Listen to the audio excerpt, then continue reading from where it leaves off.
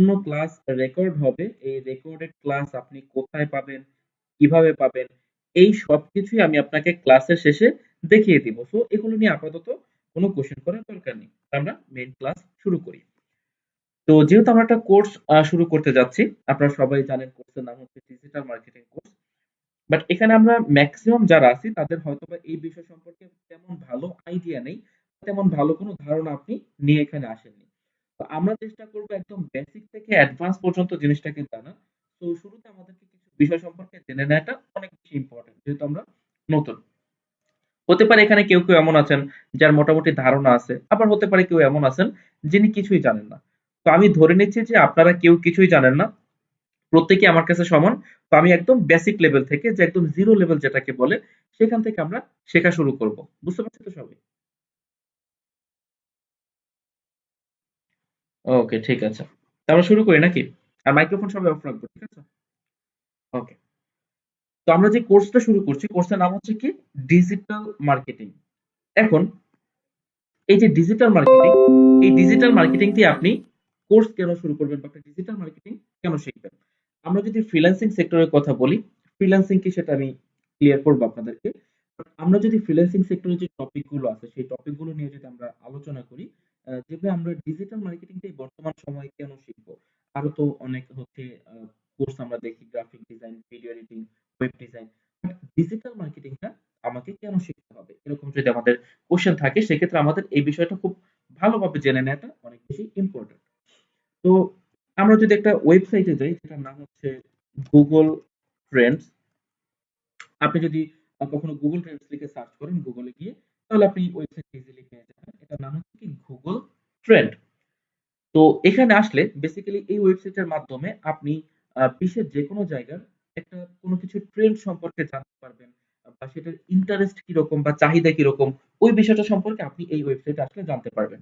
আর এটা যে কোনো কিছু হতে পারে, যে কোনো প্রোডাক্ট হতে পারে, যে কোনো সার্ভিস হতে পারে, এমনকি কোনো সেলিব্রিটিও হতে পারে, যে কার এখন বর্তমানে কি ট্রেন্ড বেশি, বা কার এখন বর্তমানে সব থেকে বেশি চাহিদা। তো এখানে আসার পরে আমরা যদি এখন এখানে সাপোজ লিখি যে ডিজিটাল মার্কেটিং, এরপর আমরা হচ্ছে এন্টার দিব, তাহলে কি হবে, ডিজিটাল মার্কেটিং এর উপরে একটা ডেটা বা একটা রিপোর্ট আমি এখানে পাবো। আর এখানে যে রিপোর্টটা আসবে শুরুতে, সেটা হবে কি, আমার যে বর্তমান এরিয়া, সেটা সেটা হচ্ছে কোথায়, বাংলাদেশ। আমি চাইলে এখান থেকে বাংলাদেশটাকে চেঞ্জ করে ওয়ার্ল্ড ওয়াইড দিতে পারি। আমরা শুধুমাত্র বাংলাদেশটা দেখবো না, আমরা দেখবো কি ওয়ার্ল্ড ওয়াইড। তো সেক্ষেত্রে আমরা এখান থেকে ওয়ার্ল্ড ওয়াইড সিলেক্ট করে দিতে পারি। এবং এই যে রিপোর্টটা এখানে বর্তমানে গত একদিনের রিপোর্ট আছে, সেটা চেঞ্জ করে আমরা হচ্ছে এখান থেকে লাস্ট ১ বছর বা ১২ মাসের রিপোর্টটা আমরা দেখব।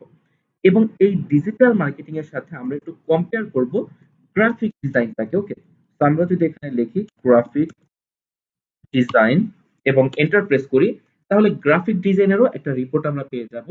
আর এখানে কিন্তু দুটোকে দুটো আলাদা কালার দিয়ে ইন্ডিকেট করা হচ্ছে। যেমন ব্লু কালার যেটা, সেটা হচ্ছে ডিজিটাল মার্কেটিং, আর এটা হচ্ছে গ্রাফিক ডিজাইনের জন্য।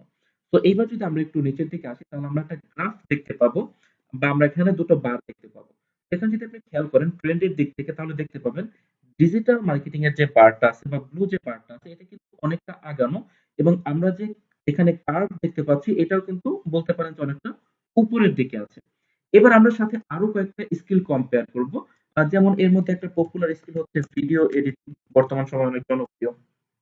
সো ভিডিও এডিটিংটা হচ্ছে ইয়েলো কালার আসবে, এবং আমরা ওয়েব ডিজাইন দিব সাথে একটা, ওয়েব ডিজাইনটা এখানে গ্রিন কালার আসবে। তো আমরা যদি গত ১ বছরের এই ৪টা যে কোর্স বা topic, digital marketing, graphic design, video editing, web design, সেগুলো যদি একটু আমরা এখানে কম্পেয়ার করার চেষ্টা করি, সেক্ষেত্রে আমরা কি দেখতে পাচ্ছি সেটা একটু আমরা দেখব। এখানে আমরা দেখতে পাচ্ছি যে ডিজিটাল মার্কেটিং এর যে বর্তমান যে চাহিদাটা, সেটা কি অন্য যেগুলো আছে সেগুলোর তুলনায় কি অনেক বেশি, বা বর্তমানে আমরা কি সেটা চাহিদা বা ডিমান্ডটা অনেক বেশি দেখতে এখানে পাচ্ছি। এখন আমরা যদি একটু এটাকে পিছনের রিপোর্ট দেখার চেষ্টা করি, যেমন ধরেন গত ৫ বছরের রিপোর্ট, সেক্ষেত্রে আমরা যেটা দেখতে পাবো সেটা হচ্ছে ৫ বছর আগে, এখন বর্তমানে ডিজিটাল মার্কেটিং যেই পজিশনে, ৫ বছর আগে কিন্তু সেই পজিশনে ছিল না, অনেকটা কম ছিল। অর্থাৎ বাকি যে স্কিলস গুলো আছে, যেমন গ্রাফিক ডিজাইন, ভিডিও এডিটিং বা ওয়েব ডিজাইন, সেগুলো কিন্তু ওঠানামা করেছে বা একটার উপর আরেকটা চলে গেছে।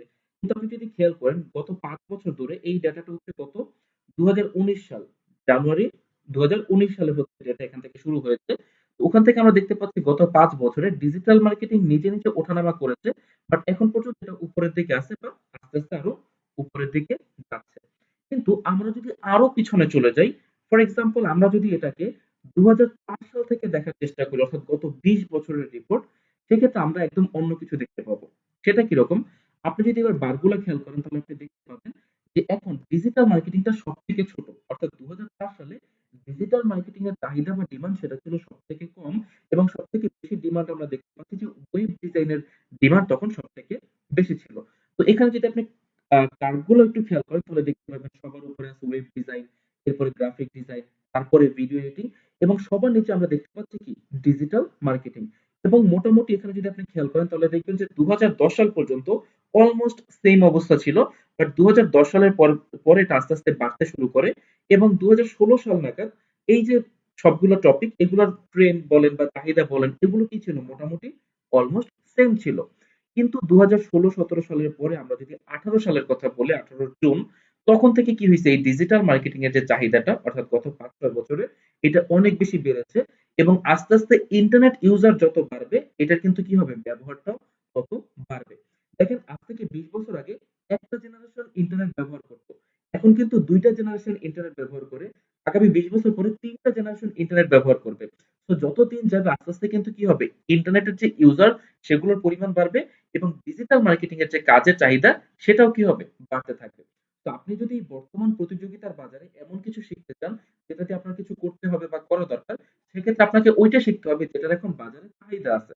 তো আশা করি আমরা এখান থেকে আলোচনার মাধ্যমে বুঝতে পারলাম যে এত এত টপিকের মধ্যে আমরা এখন বর্তমান সময়ে ডিজিটাল মার্কেটিংটা কেন শিখবো। সবাই ক্লিয়ার তো আমরা নাকি?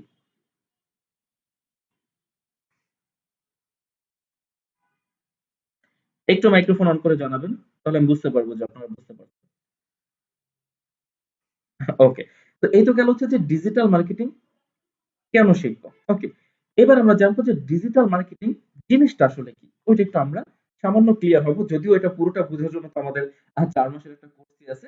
একটু আমরা হালকা একটু সামান্য ধারণা নেই যে ভাই আসলে ডিজিটাল মার্কেটিং জিনিসটা কি? তো নরমালি আমরা যখন মার্কেটিং নিয়ে কথা বলি তখনই কিন্তু সাথে, সাথে মাথায় চলে আসে বিজ্ঞাপন, অ্যাডভার্টাইজিং, প্রচার প্রচারণা এই টাইপের জিনিসগুলো। তো নরমালি মার্কেটিং বলতে মানুষ এগুলোই বোঝে। তো বর্তমান সময়ে আমরা যে বিজ্ঞাপনগুলো করি সেই বিজ্ঞাপনগুলো বেসিক্যালি আমরা ২ টা মাধ্যমে করতে পারি। একটা হচ্ছে অফলাইন আরেকটা হচ্ছে অনলাইন মার্কেটিং। তো অনলাইনে আমরা যে মার্কেটিংটা করি সেটাকেই কিন্তু মূলত ডিজিটাল মার্কেটিং বলা হচ্ছে। এখানে আপনি কিছু এক্সাম্পল দেখতে পাচ্ছেন। এগুলো হচ্ছে অফলাইন মার্কেটিং এর এক্সাম্পল। অফলাইনের যদি আপনি বেসিক পার্থক্য জানতে চান, যদি অনলাইন আর হচ্ছে অফলাইন এই যে ২ টা মার্কেটিং এর পদ্ধতি এদের মধ্যে বেসিক পার্থক্যটা কি? বেসিক পার্থক্য হচ্ছে যে সকল প্ল্যাটফর্মে বিজ্ঞাপন দেওয়ার জন্য ইন্টারনেট ব্যবহার করতে হয় না সেগুলো হচ্ছে অফলাইন মার্কেটিং এর প্ল্যাটফর্ম এবং যে সকল প্ল্যাটফর্মে বিজ্ঞাপন দিতে হলে মাস্ট বি আপনাকে ইন্টারনেট ইউজ করতে হবে সেগুলো হচ্ছে কি অনলাইন প্ল্যাটফর্ম বা ডিজিটাল প্ল্যাটফর্ম। সো এই প্ল্যাটফর্মে আমরা যে মার্কেটিং গুলো করি সেগুলোকে বলা হচ্ছে কি ডিজিটাল মার্কেটিং। এটা তো ছিল হচ্ছে বেসিক পার্থক্য। বাট আমরা যদি একটু কোশ্চেন করি যে ভাইয়া এমন কি পার্থক্য আছে যেটার জন্য আমাদেরকে এই অনলাইন বা ডিজিটাল মার্কেটিংটা জানতে হবে বা মানুষ এটাকে ব্যবহার করতে চাচ্ছে এটার পেছনে কারণ কি? তো এটার প্রথমত যে বিষয়টা সেটা হচ্ছে যে মানুষ দেখবেন টেকনোলজি সেক্টরে যখন আপনি আসবেন আপডেট জিনিসটাকে মানুষ পছন্দ করতে সরি ইউজ করতে বেশি স্বাচ্ছন্দ্য বোধ করে বা পছন্দ করে। যেমন আমরা যে স্মার্টফোন ইউজ করি, আপনি তো চাইলে এখন বাটন ফোন ইউজ করতে পারেন। সেটা দিয়েও তো কল করা যায়, টেক্সট করা যায়। তাহলে আপনার স্মার্টফোনটা কেন দরকার? ওকে, তার কারণ হচ্ছে নরমাল একটা বাটন ফোনের তুলনায় একটা স্মার্টফোনে আপনি অনেক বেশি সুযোগ সুবিধা পাচ্ছেন। অনেক ফাংশন আছে, অনেক ফিচারস আছে, পিকচার কোয়ালিটি ভালো আছে, অনেক বেশি স্পেস থাকে। ওভারঅল আপনি যদি ক্যালকুলেশন করেন সেক্ষেত্রে দেখবেন যে একটা বাটন ফোনের তুলনায় স্মার্টফোন আপনাকে অনেক বেশি বেনিফিট দিচ্ছে। তো টেকনোলজির প্রত্যেকটা সেক্টরে আপনি যেখানেই যান না কেন, আপডেট যে টেকনোলজি চলে আসে মানুষ সেটা ইউজ করতে বেশি পছন্দ করে। যেমন আগে ফ্যান ছিল, এখন এয়ার কন্ডিশন চলে আসছে। মানুষ এখন এসির নিচে থাকতে পছন্দ করে। তো এরকম প্রত্যেকটা জায়গায় আপনি যেখানেই যান না কেন, টেকনোলজির একটা আপডেট যে ভার্সন থাকবে সেটা ইউজ করার প্রবণতা আপনি মানুষের মধ্যে দেখতে পাবেন। তো এই মার্কেটিং সেক্টরে বলতে পারেন যে এরকম একটা রিভলিউশন হইছে যে অফলাইনে মানুষ এখনো অ্যাডভার্টাইজিং করে। এই যেমন বাটন ফোন এখন অনেকে ইউজ করে। ওইরকম ভাবে বলতে পারেন অনেকটা। তো অফলাইন অফলাইনে অ্যাডভার্টাইজিং এখনো করা হচ্ছে, কিন্তু যত দিন যাচ্ছে তত কি হচ্ছে, মানুষের এই অনলাইন বা ডিজিটাল মার্কেটিং এর প্রতি যে চাহিদা বা যে ডিমান্ড, সেটা অনেক বেড়ে যাচ্ছে।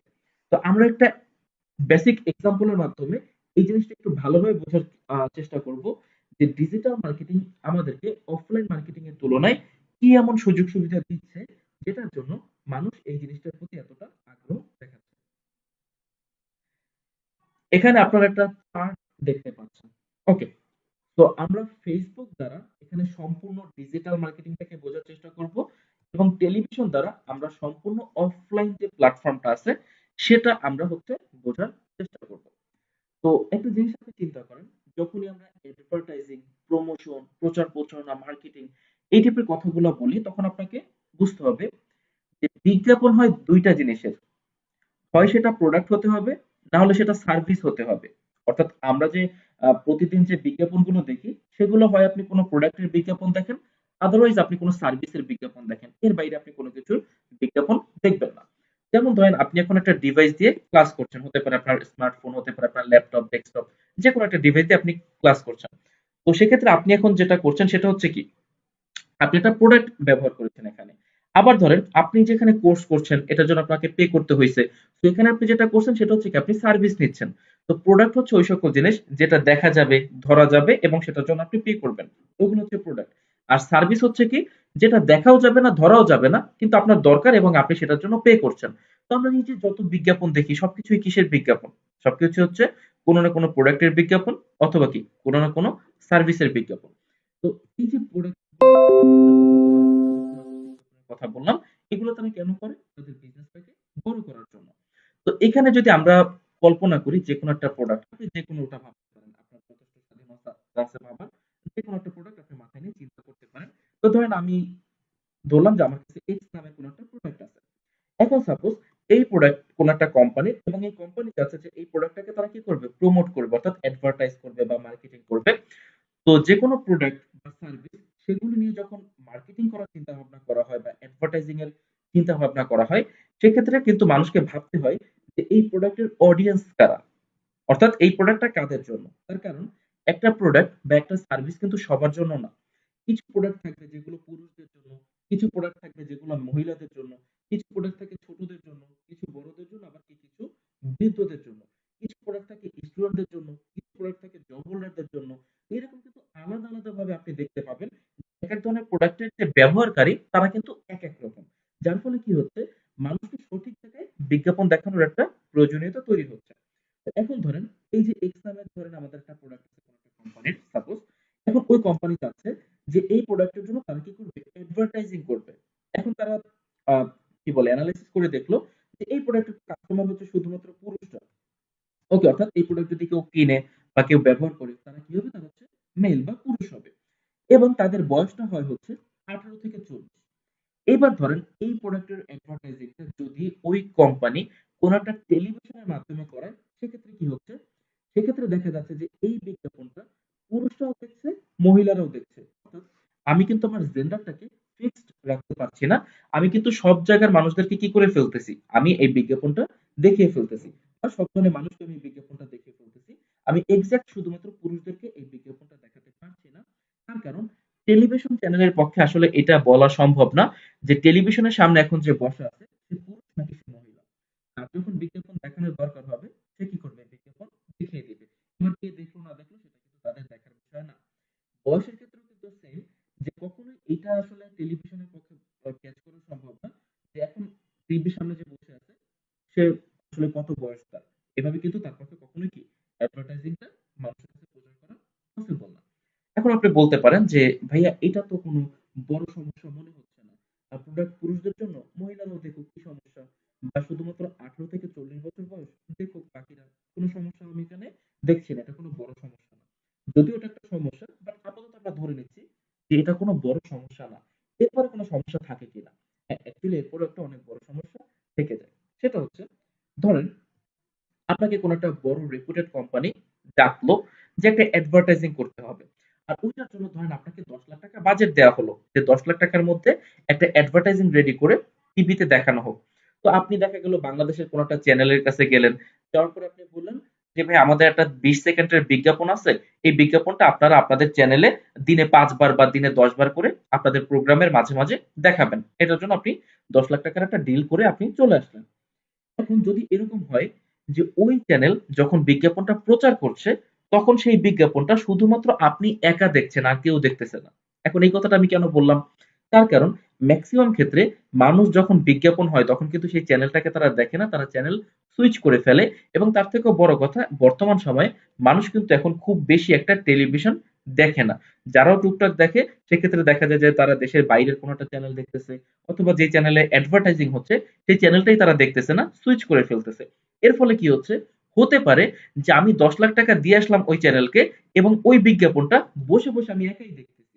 তার মানে হচ্ছে কি, 10 লাখ টাকা খরচও হলো, এদিকে বিজ্ঞাপন শুধুমাত্র আমি একা দেখতেছি, এছাড়া আর কেউ কি ওই বিজ্ঞাপনটা দেখতেছে না।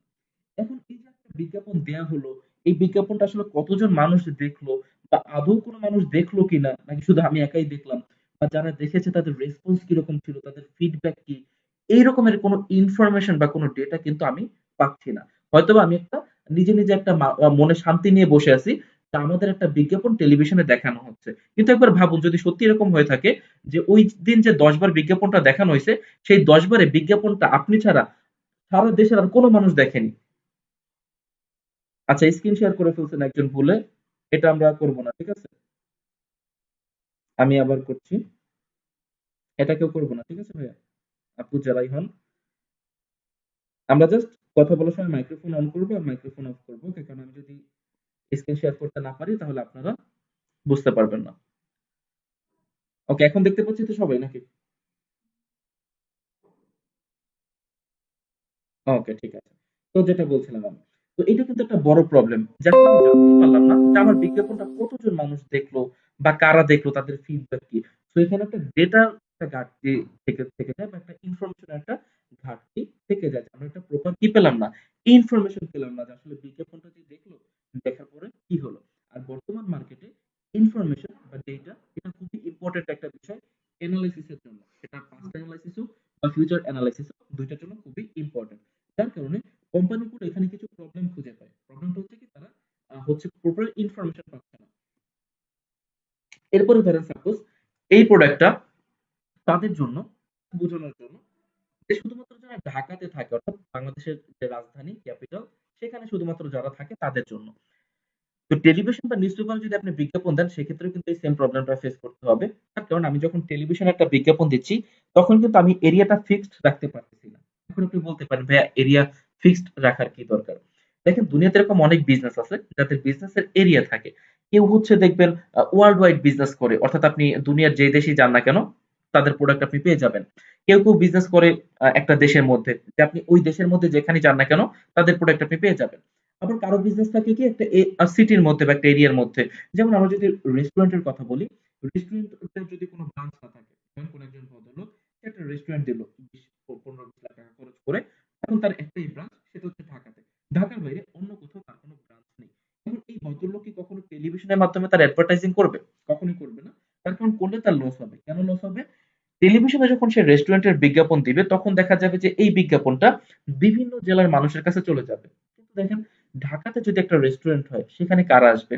যারা ঢাকাতে থাকে, অথবা ওই রেস্টুরেন্টের আশেপাশে যারা থাকে। অনেক দূর থেকে কেউ কিন্তু কি ঢাকাতে একটা রেস্টুরেন্টে একবেলা দুবেলা খাওয়ার জন্য কখনোই আসবে না।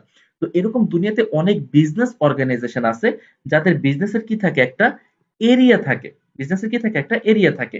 যেমন আমি রেস্টুরেন্টের কথা বললাম, এটা ছাড়াও যেমন ধরেন প্রাইভেট স্কুল, কলেজ, ইউনিভার্সিটি হতে পারে, কোচিং সেন্টার হতে পারে, ট্রাভেল এজেন্সি হতে পারে, এছাড়াও বিভিন্ন ধরনের আইটি কোম্পানি হতে পারে, বা ডিজিটাল মার্কেটিং এজেন্সি হতে পারে, সফটওয়্যার কোম্পানি হতে পারে। দেন হচ্ছে আপনার কত ধরনের, আমরা যদি বিজনেসের কথা বলি আসলে বলে শেষ করা যাবে না। প্রচুর পরিমাণে দুনিয়াতে এরকম অর্গানাইজেশন আছে, বিজনেস অর্গানাইজেশন, যাদের কি থাকে, একটা নির্দিষ্ট এরিয়া থাকে। সো সেই এরিয়াতে তাদেরকে কি করতে হয়, অ্যাডভার্টাইজিং করতে হয়। আমরা যখন টেলিভিশনের মাধ্যমে বা অফলাইনে কোনো প্ল্যাটফর্মের মাধ্যমে অ্যাডভার্টাইজিং করছি, তখন কিন্তু আমরা এই জিনিসটাকে ফুলফিল করতে পারছি না, বা আমরা এটাকে কমপ্লিট করতে পারছি না। আমি একটা ফিক্সড বা এক্সাক্ট জায়গাতে আমি এই জিনিসটাকে রাখবো। এখন একটা পদ্ধতি আছে যেটার মাধ্যমে কি করা যায়, এই প্রবলেমগুলো অনেকাংশে সলভ করা যায়। সেটা হচ্ছে কি, লিফলেট বিলি করা। যারা বুঝতে পারেননি লিফলেট কি, তাদেরকে একটু আমি সহজ করে বলি। আপনারা দেখবেন যে রাস্তাঘাটে অনেক জায়গায় কিছু লোক দাঁড়ানো থাকে, দিয়ে দেওয়া হয়। বিশেষ করে বাংলাদেশে আপনার শুক্রবার যখন জুমা নামাজ শেষ হয় তখন দেখা যায় মসজিদের সামনে এরকম কিন্তু কিছু মানুষ হাতে কিছু কাগজ নিয়ে দাঁড়িয়ে থাকে, যারা বিভিন্ন রাস্তার মোড়ে মোড়ে থাকে। তো এইটা কিন্তু বাংলাদেশের বা দেশের বাইরেও বলতে পারেন মার্কেটিং এর খুবই জনপ্রিয় একটা পদ্ধতি। তো এখানে কি হয়, মানুষের কাছে কাগজ থাকে, তারা এগুলোকে বিলি করে। এখন ধরেন কোন একজন ভদ্রলোক, সে কোন একটা বিজনেস দিল তার এলাকাতে, তো সে চিন্তা করলো যে আমি কিছু লিফলেট বিলি করব। তো লিফলেট বিলি করে এলে এই প্রবলেম গুলো সলভ হয়ে যাচ্ছে কিভাবে, যে আমরা শুধুমাত্র পুরুষদের হাতে কাগজটা দিব, মহিলাদের হাতে কাগজটা দিব না, বা শুধুমাত্র এই বয়সে যারা থাকবে তাদের হাতে কাগজ দিব। হয়তো 100% একুরেট হবে না, বাট অনেকটা কাছাকাছি পাওয়া যাবে। আর যেহেতু আমি কোন একটা এরিয়ার মধ্যে দিচ্ছি, তো স্বাভাবিকভাবে বলতেই পারি যে ওই এরিয়াতে যারা আছে ম্যাক্সিমাম ক্ষেত্রে হয়তো বা তাদের কাছে প্রমোশনটা হবে, বাইরে খুব বেশি একটা হবে না। তো এই পদ্ধতিতে আপনি এই প্রবলেমটা কি করতে পারতেছেন, সলভ করতে পারতেছেন। কিন্তু এরপর একটা সমস্যা থেকে যায়, সেটা হচ্ছে ইন্টারেস্টেড কিনা। অর্থাৎ আপনি বিজ্ঞাপন যাদেরকে দেখাচ্ছেন, এই বিজ্ঞাপনের প্রতি তাদের কোনো আগ্রহ আছে কিনা। দেখেন এই লিফলেট গুলো যখন বিলি করা হয়, আপনি নিজে যদি কখনো এটা প্র্যাকটিক্যালি করে থাকেন, ধরেন আপনি কখনো নিজের জন্য বা অন্য কারোর জন্য আপনি লিফলেট বিলি করছিলেন, তো ওখানে কি দেখা যায়, কিছুক্ষণ পরে আপনি যদি আধা ঘন্টা 1 ঘন্টা পরে যান, আপনি দেখবেন যে ওই কাগজগুলো রাস্তায় পড়ে আছে। অর্থাৎ ম্যাক্সিমাম ক্ষেত্রে মানুষগুলো কি করে, ওই কাগজগুলোকে নেয় ঠিকই, দেওয়ার পর তারা হয়তো বা দেখেও না পড়েও না, কিছু দূর যাওয়ার পরে হয়তো কাগজগুলোকে তারা ফেলে দেয়, অথবা তাদের পকেটেই থেকে যায়, তারা দেখেও না, বা তাদের আসলে কোনো গুরুত্ব থাকে না এটার প্রতি। কিন্তু আবার খেয়াল করলে দেখা যাবে যে এই শত শত মানুষের মধ্যে কয়েকজন মানুষ থাকে যারা ওই কাগজটাকে হাতে নিয়ে পড়ে, খুব ভালোভাবে মনোযোগ দিয়ে পড়ে, এবং তারপর তারা যত্ন সহকারে ভাঁজ করে পকেটে রেখে দেয়। তো এখানে ইন্টারেস্টের বিষয়টা চলে আসে, যে কারা ফেলে দিল আর কারা রেখে দিল।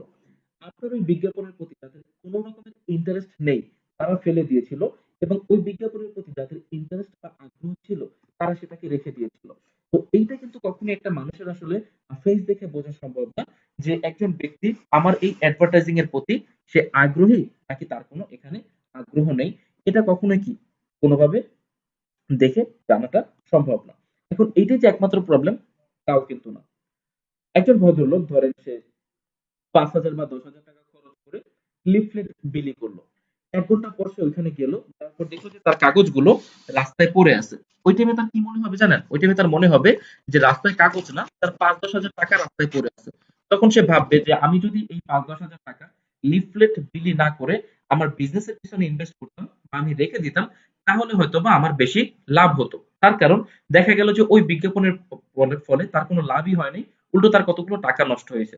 ওই টাইমে আপনি যদি তাকে গিয়ে আবার বলেন যে ভাই একবার হইছে হইছে আবার চেষ্টা করেন, সে কিন্তু এটা সেকেন্ড টাইম কখনোই চেষ্টা করতে চাইবে না। তার কারণ সে বুঝে গেছে যে আমি যদি আবার সেম কাজ করি, আমার সাথে সেম ঘটনা আবার রিপিট হবে। তো আমার বারবার এত টাকা নষ্ট করার দরকার নেই। তো এই যে অফলাইন এর যে প্ল্যাটফর্ম গুলো, এইখানে সবারই একটাই প্রবলেম বা একটাই কমপ্লেন, সেটা হচ্ছে যে এখানে বিজ্ঞাপন দেয়া ঠিকই হচ্ছে, কিন্তু ওই বিজ্ঞাপনের মাধ্যমে যে পরিমাণ টাকা কোম্পানির খরচ হচ্ছে, সেই পরিমাণ টাকাগুলো কি তারা রিটার্ন পাচ্ছে না। মানুষ ইনভেস্ট কেন করে? তার ফলে তারা একটা ভালো রিটার্ন পায়। কিন্তু তারা আসলে এই ধরনের বিজ্ঞাপনের মাধ্যমে কোন ধরনের কোন ভালো পজিটিভ ফিডব্যাক পাচ্ছিল না। তো এখানে আপনি যদি একটু খেয়াল করেন বিজ্ঞাপনের অফলাইনে আরো কিছু জনপ্রিয় আইডিয়া, যেমন ধরেন সাইনবোর্ড লাগানো, বা হচ্ছে একটা ব্যানার দেওয়া, বা একটা বড় হোল্ডিং বা বিলবোর্ড টানানো, এগুলোও কিন্তু মোটামুটি এখনো চলতেছে, বা খুব ভালোভাবে বলতে পারেন চলতেছে। কিন্তু এই যে অ্যাডভার্টাইজিং এর যে জায়গাগুলো, এগুলোতে কোনো ধরনের লাভ হচ্ছে না। কেন লাভ হচ্ছে না? আমরা যদি আজ থেকে বেশি দূরে যেতে হবে না। ১০-১৫ বছর আগের কথাও যদি আমরা বলি, সেক্ষেত্রে কি হতো? ধরেন আপনি আপনার বন্ধুদেরকে ট্রিট দিবেন। কোন একটা রেস্টুরেন্ট। ওকে? তো আপনারা কি করতেন? বন্ধুরা সবাই একসাথে জড়ো হতেন। জড়ো হওয়ার পর আপনারা কোন একটা এলাকাতে যেতেন, যে এলাকাটা খুব ভালো বা পপুলার। ওকে? সাপোজ ধরেন আপনি ধানমন্ডিতে গেলেন ফ্রেন্ডদেরকে নিয়ে। তো ওখানে প্রচুর রেস্টুরেন্ট তখনও ছিল, এখনো আছে। তো যাওয়ার পরে আপনি ধরেন কি করলেন, ফ্রেন্ডদের সাথে আপনারা হাঁটা শুরু করলেন, যে আমরা হাঁটা থেকে একটা রেস্টুরেন্টে যাবো। ওইখান থেকে হঠাৎ করে কোনো একটা রেস্টুরেন্ট আপনার সাইনবোর্ড চোখে পড়লো যে ওইখানে ওইটা এটা দেওয়া আছে, আমরা ওই রেস্টুরেন্টে যাই, ব্যাস আপনি চলে গেলেন।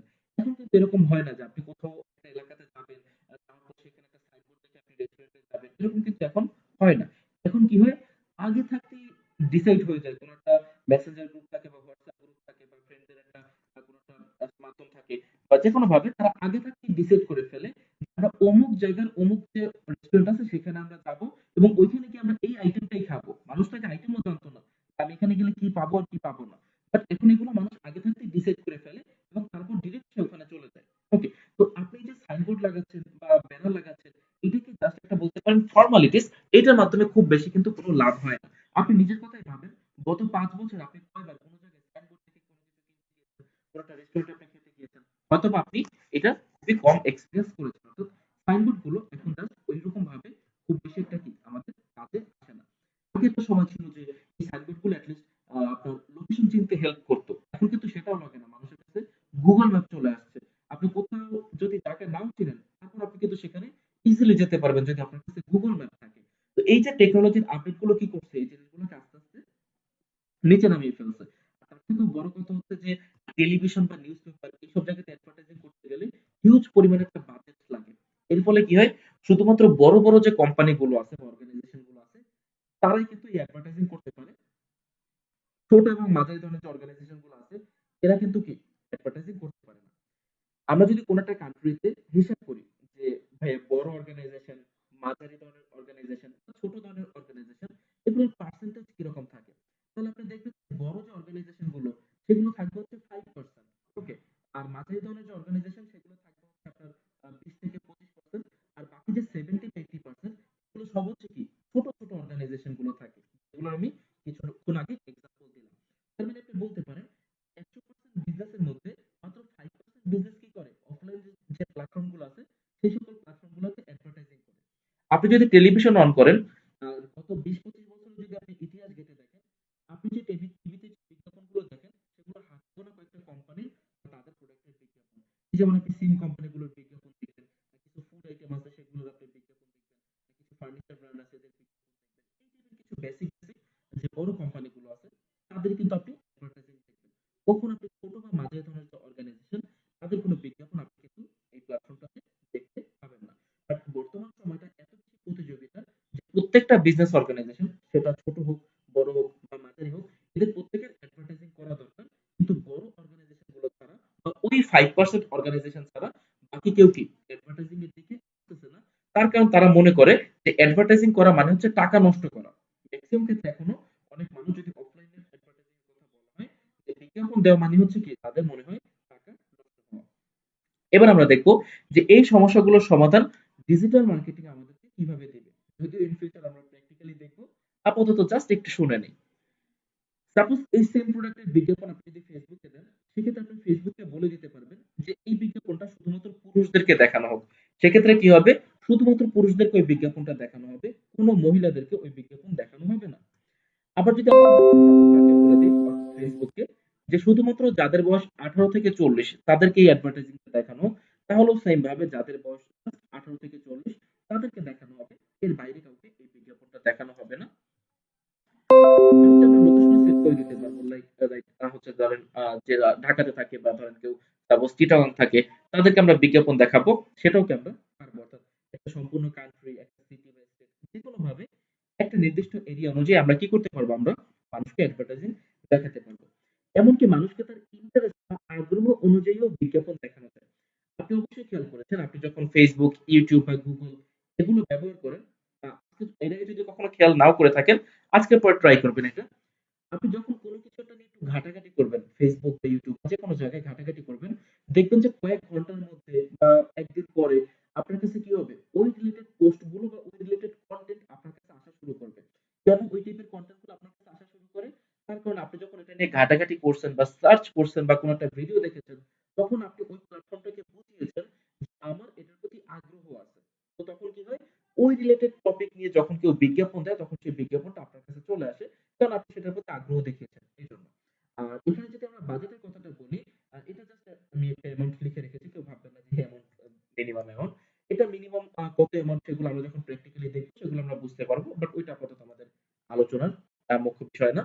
তো এটা যে বাজেটটা, সেই বাজেটটা সীমিত। সীমিত বলতে কি, যে কোনো মানুষ তার সামর্থ্য অনুযায়ী এই প্ল্যাটফর্মটাতে অ্যাডভার্টাইজিং করতে পারে। তাহলে কি হচ্ছে দেখেন, এই যে বেনিফিট গুলো, এই বেনিফিট গুলো তো তারা পাচ্ছে। ওকে, এই বেনিফিট গুলো তো তারা পাচ্ছেই। যার ফলে কি হচ্ছে, বড় যে অর্গানাইজেশন গুলো যারা আগে অফলাইনে মার্কেটিং করতো তারা এখন কোথায় করতেছে, অনলাইনে মার্কেটিং করতেছে। এই বেনিফিট গুলোর কারণে বাজেটও তাদের কাছে সমস্যা না।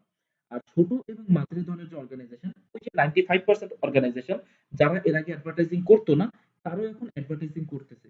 কিভাবে, কেন? কারণ এই যে বেনিফিট গুলো, এই বেনিফিট গুলো পাচ্ছে এবং বাজেটটাও তাদের সামর্থ্যের মধ্যে চলে আসছে। তো কোনো মানুষের যখন বাজেট সামর্থ্যের মধ্যে চলে আসে, প্লাস হচ্ছে সে যখন কোনো কিছুর মাধ্যমে কোনো একটা বেনিফিট পায়, তাহলে কিন্তু সে ওইটাতে কখনোই পিছপা হয় না, সে ওইটার দিকে আগাতে থাকে। তো এই কাজগুলো যারা করে তাদেরকে বলা হয় ডিজিটাল মার্কেটার। আমি আবারও রিপিট করছি, এই কাজগুলো যারা করে তাদেরকে বলা হয় ডিজিটাল মার্কেটার, এবং এই কাজটাকে বলা হয় ডিজিটাল মার্কেটিং। তো এই যে প্রসেস গুলো যেগুলো আমি বললাম, বা আরো অনেক কিছু আছে যেগুলো আমরা সামনে জানতে পারবো কোর্সের মধ্যে। তো এই জিনিসগুলো তো আর এমনি এমনি হয় না, অবশ্যই এই কাজগুলো কি হয়, করতে হয়। যার ফলে কি হয়, সবাই তো আর এটা জানে না যে কিভাবে ডিজিটাল মার্কেটিং এর কাজগুলো করে। তো এই জন্য সাপোজ ধরেন আমি একজন বিজনেসম্যান, আমার কোনো একটা বিজনেস আছে, সেটা ছোট হইতে পারে, মাঝারি হতে পারে, বড় হতে পারে। এখন আমার ডিজিটাল মার্কেটিং করা দরকার, বাট আমি নিজে জানি না কিভাবে এই ডিজিটাল মার্কেটিং করব, বাট আমার বিজনেসের জন্য এটা দরকার। তখন আমি কি করব, ওইরকম একজন ব্যক্তিকে খুঁজবো যে ডিজিটাল মার্কেটিং কে পারে। তো এরকম যদি আমি কাউকে পেয়ে যাই যে সে ডিজিটাল মার্কেটিং পারে, তখন আমি কি করব, তাকে দিয়ে আমার বিজনেসের জন্য এই ডিজিটাল মার্কেটিং কাজটা আমি তাকে দিয়ে করাবো। তো এইভাবে বেসিক্যালি কি হয়, এই কাজটা সম্পাদন হয়ে থাকে। এবার আমরা আসি হচ্ছে একটা কোশ্চেনে, সেটা হচ্ছে যে ভাই আপনি বললেন যে অফলাইন মার্কেটিং এর তুলনায় অনলাইন মার্কেটিং এর সুযোগ সুবিধা অনেক বেশি, এবং অফলাইন মার্কেটিং এর অনেকগুলো কি আপনি এখানে সমস্যা তুলে ধরলেন। তো এই সমস্যাগুলো কি এখনই মানুষের চোখে পড়ছে? আজ থেকে ১০ বছর ২০ বছর আগে যখন টেলিভিশনে মানুষ অ্যাডভার্টাইজিং করছে, নিউজ পেপারে মানুষ অ্যাডভার্টাইজিং করছে, তখন কি এই প্রবলেম গুলো তাদের চোখে পড়েনি? তখন তারা কেন বলেনি? বা এখন কেন বলা হচ্ছে যে এখানে এত এত প্রবলেম? তো এখানে ওই যে সেম জিনিসটা আবার রিপিট করতে হবে, টেকনোলজির আপডেট। আর দেখেন, আপনার কাছে মনে করেন একটা সাইকেল আছে, সাইকেলটা আপনি ব্যবহার করতেছেন, ধরেন আপনি এটা নিয়ে অফিসে যাওয়া আসা করতেছেন, বা ইউনিভার্সিটিতে আপনি যাওয়া আসা করতেছেন। আপনার সাইকেল নিয়ে আপনি কি অনেক সন্তুষ্ট যে এই সাইকেলটা থাকার কারণে আপনাকে কষ্ট করে পায়ে হেঁটে যেতে হচ্ছে না, বাসের মধ্যে আপনাকে চাপাচাপি করে যাওয়া লাগতেছে না। তো সাইকেল নিয়ে কিন্তু আপনার কোনো কমপ্লেইন নেই। বাট আপনার সাইকেল নিয়ে প্রবলেম কবে শুরু হবে? যখন আপনি দেখবেন যে আপনার কোনো কলিগ একটা বাইক কিনে ফেলছে, বা আপনার কোনো ইউনিভার্সিটির ফ্রেন্ড সে একটা বাইক কিনে ফেলছে। তো ওই টাইমে আপনার সাইকেলের দিকে তাকালে মনে হবে যে না, সাইকেলে আসলে অনেক প্রবলেম। সাইকেলে হচ্ছে আস্তে আস্তে চলে, ওটাতে পেডেল দিতে হয়, সাইকেল চালানো অনেক কষ্ট, ঘাম বের হয়ে যায় আস্তে আস্তে। তো সবকিছু মিলিয়ে তখন আপনার কি হবে, সাইকেলের দিকে আপনি যতবার তাকাবেন ততবারই মনে হবে ওইটা একটা সমস্যা। তো এই মার্কেটিং এর ক্ষেত্রেও সেম বিষয়টা হচ্ছে যে ডিজিটাল মার্কেটিং এর সুযোগ সুবিধাগুলো এত বেশি, তো অফলাইন মার্কেটিং এর দিকে তাকালেই মনে হয় যে এটা একটা সমস্যা। অর্থাৎ আপনি যখন বেটার কিছু একটা পেয়ে যাবেন, তখন ওইটার থেকে কম যেটা থাকবে সেটার দিকে তাকালে আপনার আসলে সমস্যাগুলোই চোখে পড়বে, এবং যেটাকে আপনি বেটার পাবেন সেটার দিকে তাকালে আপনার মনে হবে যে অপরচুনিটিস আর অপরচুনিটিস। এটা আসলে স্বাভাবিকভাবে বলতে পারেন যে একটা হিউম্যান নেচার। সবকিছু মিলিয়ে এই কারণে হচ্ছে কি আমাদের এই ডিজিটাল মার্কেটিংটা শিখতে হবে।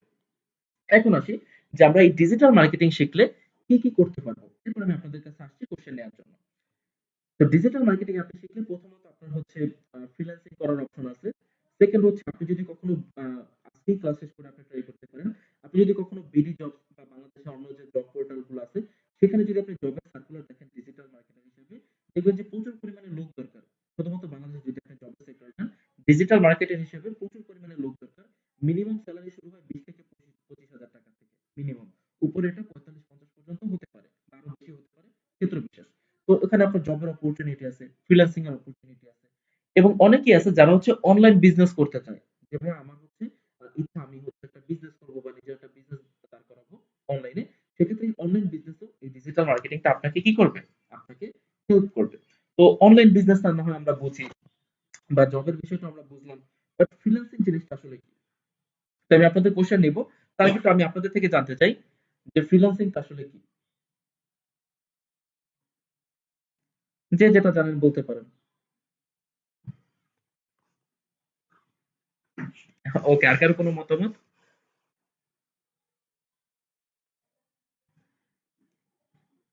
আর কারো কোনো মতামত নেই? ওকে, ঠিক আছে, আমি ক্লিয়ার করছি। হ্যাঁ, ভাইয়া যেটা বলছেন ওটা একদম সঠিক বলছেন, যে ফ্রিল্যান্সিং হচ্ছে স্বাধীন কাজ বা মুক্ত কাজ। তো বেসিক্যালি ফ্রিল্যান্সিং একটা পেশা। যেমন ধরেন কোন একজন মানুষ চাকরি করতেছে, সেটা একটা পেশা। আবার ধরেন কোন একজন মানুষ বিজনেস করতেছে, সেটাও একটা পেশা। কিন্তু এই যে ফ্রিল্যান্সিং, এটা চাকরিও না, এটা বিজনেসও না। ফ্রিল্যান্সিংটা কি, এটা পেশা, কিন্তু এটা চাকরিও না, এটা বিজনেসও না। এখন আমি এরকম কেন বলছি যে ভাই এটা চাকরিও না, এটা বিজনেসও না, এটা কিরকম হয়ে গেল, এটা তো বুঝলাম না কিছু। সহজ করে আমরা বোঝার চেষ্টা করি। আমরা ইলেকট্রনিক্স এর বিভিন্ন শোরুম দেখেছি, তাই না? বাংলাদেশে যারা আছেন, এই যে ওয়ালটন দেখেছেন, সিঙ্গার দেখেছেন, তাই না? এরকম আমরা শোরুম তো সবাই দেখছি নাকি? ওকে, ঠিক আছে।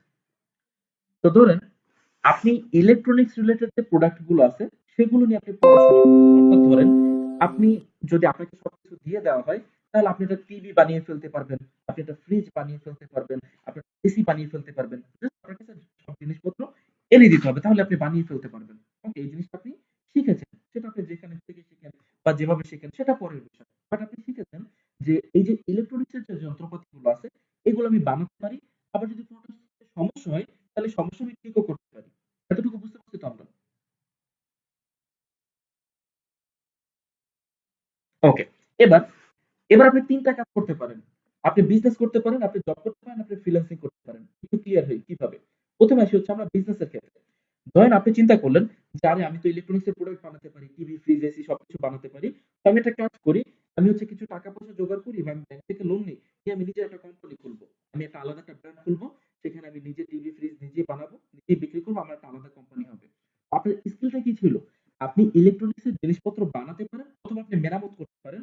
এজন্য আপনি কি করছেন? সেই দক্ষতাটাকে কাজে লাগিয়ে আপনি একটা বিজনেস দিলেন। স্কিল কিন্তু একটাই। এটা হচ্ছে কি? আপনি ইলেকট্রনিক্স এর জিনিস বানাতে পারেন বা মেরামত করতে পারেন। আপনি বিজনেস করলেন। এবার ধরেন বিজনেস অনেক রিস্ক আপনি বাদ দিলেন যে না বিজনেস করব না, আমি চাকরি করব। সেক্ষেত্রে আপনি কি করতে পারেন? এই যে বড়, বড় যে ইলেকট্রনিক্স এর কোম্পানি আছে সেখানে আপনি একজন ইঞ্জিনিয়ার হিসেবে জয়েন করতে পারেন। তো আমি এই জিনিসগুলো বানাতে পারি বা মেরামত করতে পারি।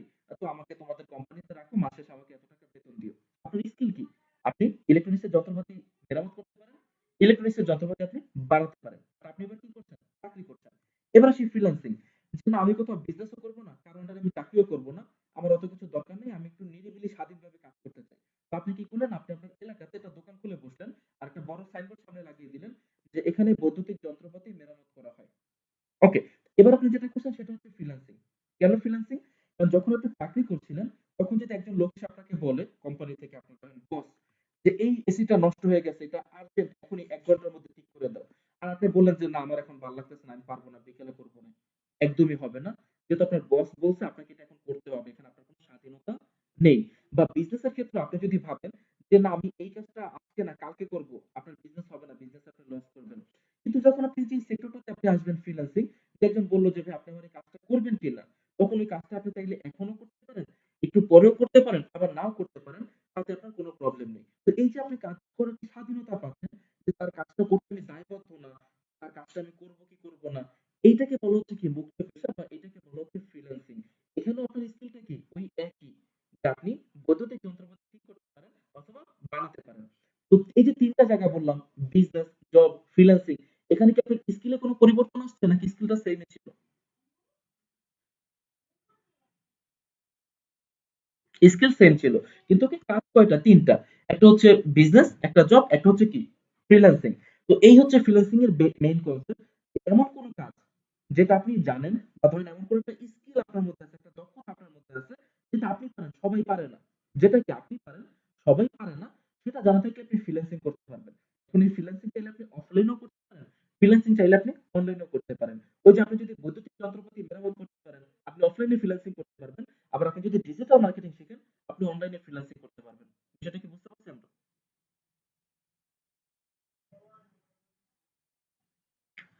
পুরোপুরি ভালোভাবে কনসেপ্ট ক্লিয়ার? ওকে। আচ্ছা অনেকে মাঝে মধ্যে জিজ্ঞাসা করে না যে ভাই ফ্রিল্যান্সিং থেকে কত ইনকাম হবে দৈনিক মাসে? এরকম কিন্তু অনেকে জানার ইচ্ছা থাকে। তো এটা আমি ক্লিয়ার করে দেই। যেহেতু এগুলো নিয়ে আসলে অনেক বিস্তর আলোচনা আছে আজকে ওরিয়েন্টেশন ক্লাস আমরা একটু আলোচনা করতে পরিচিত হচ্ছি। আস্তে, আস্তে জানতে পারবো। এই যে ধরেন সাপোজ আপনি আপনার এলাকাতে একটা দোকান নিয়ে বসলেন। বৈদ্যুতিক যন্ত্রপাতি ঠিক করতে হবে। এখন ধরেন আপনি চিন্তা করছেন যে আমি এরকম একটা রেট দেব যে কারো যদি আমি একটা ফ্যান ঠিক করে দিই তাহলে আমি ৫০০ টাকা করে নিব। ওকে। তো আজকে যদি আপনার কাছে ৫ টা ফ্যান আসে নষ্ট হয়ে তার মানে কি কত আপনার ৫০০ করে আপনার ২৫০০ টাকা ইনকাম। যদি একই দিনে আপনার কাছে ১০ টা ফ্যান আসে তাহলে আপনার ৫০০০ টাকা ইনকাম। যদি কোনোদিন আপনার কাছে একটা ফ্যান আসে আপনার কাছে ৫০০ টাকা ইনকাম।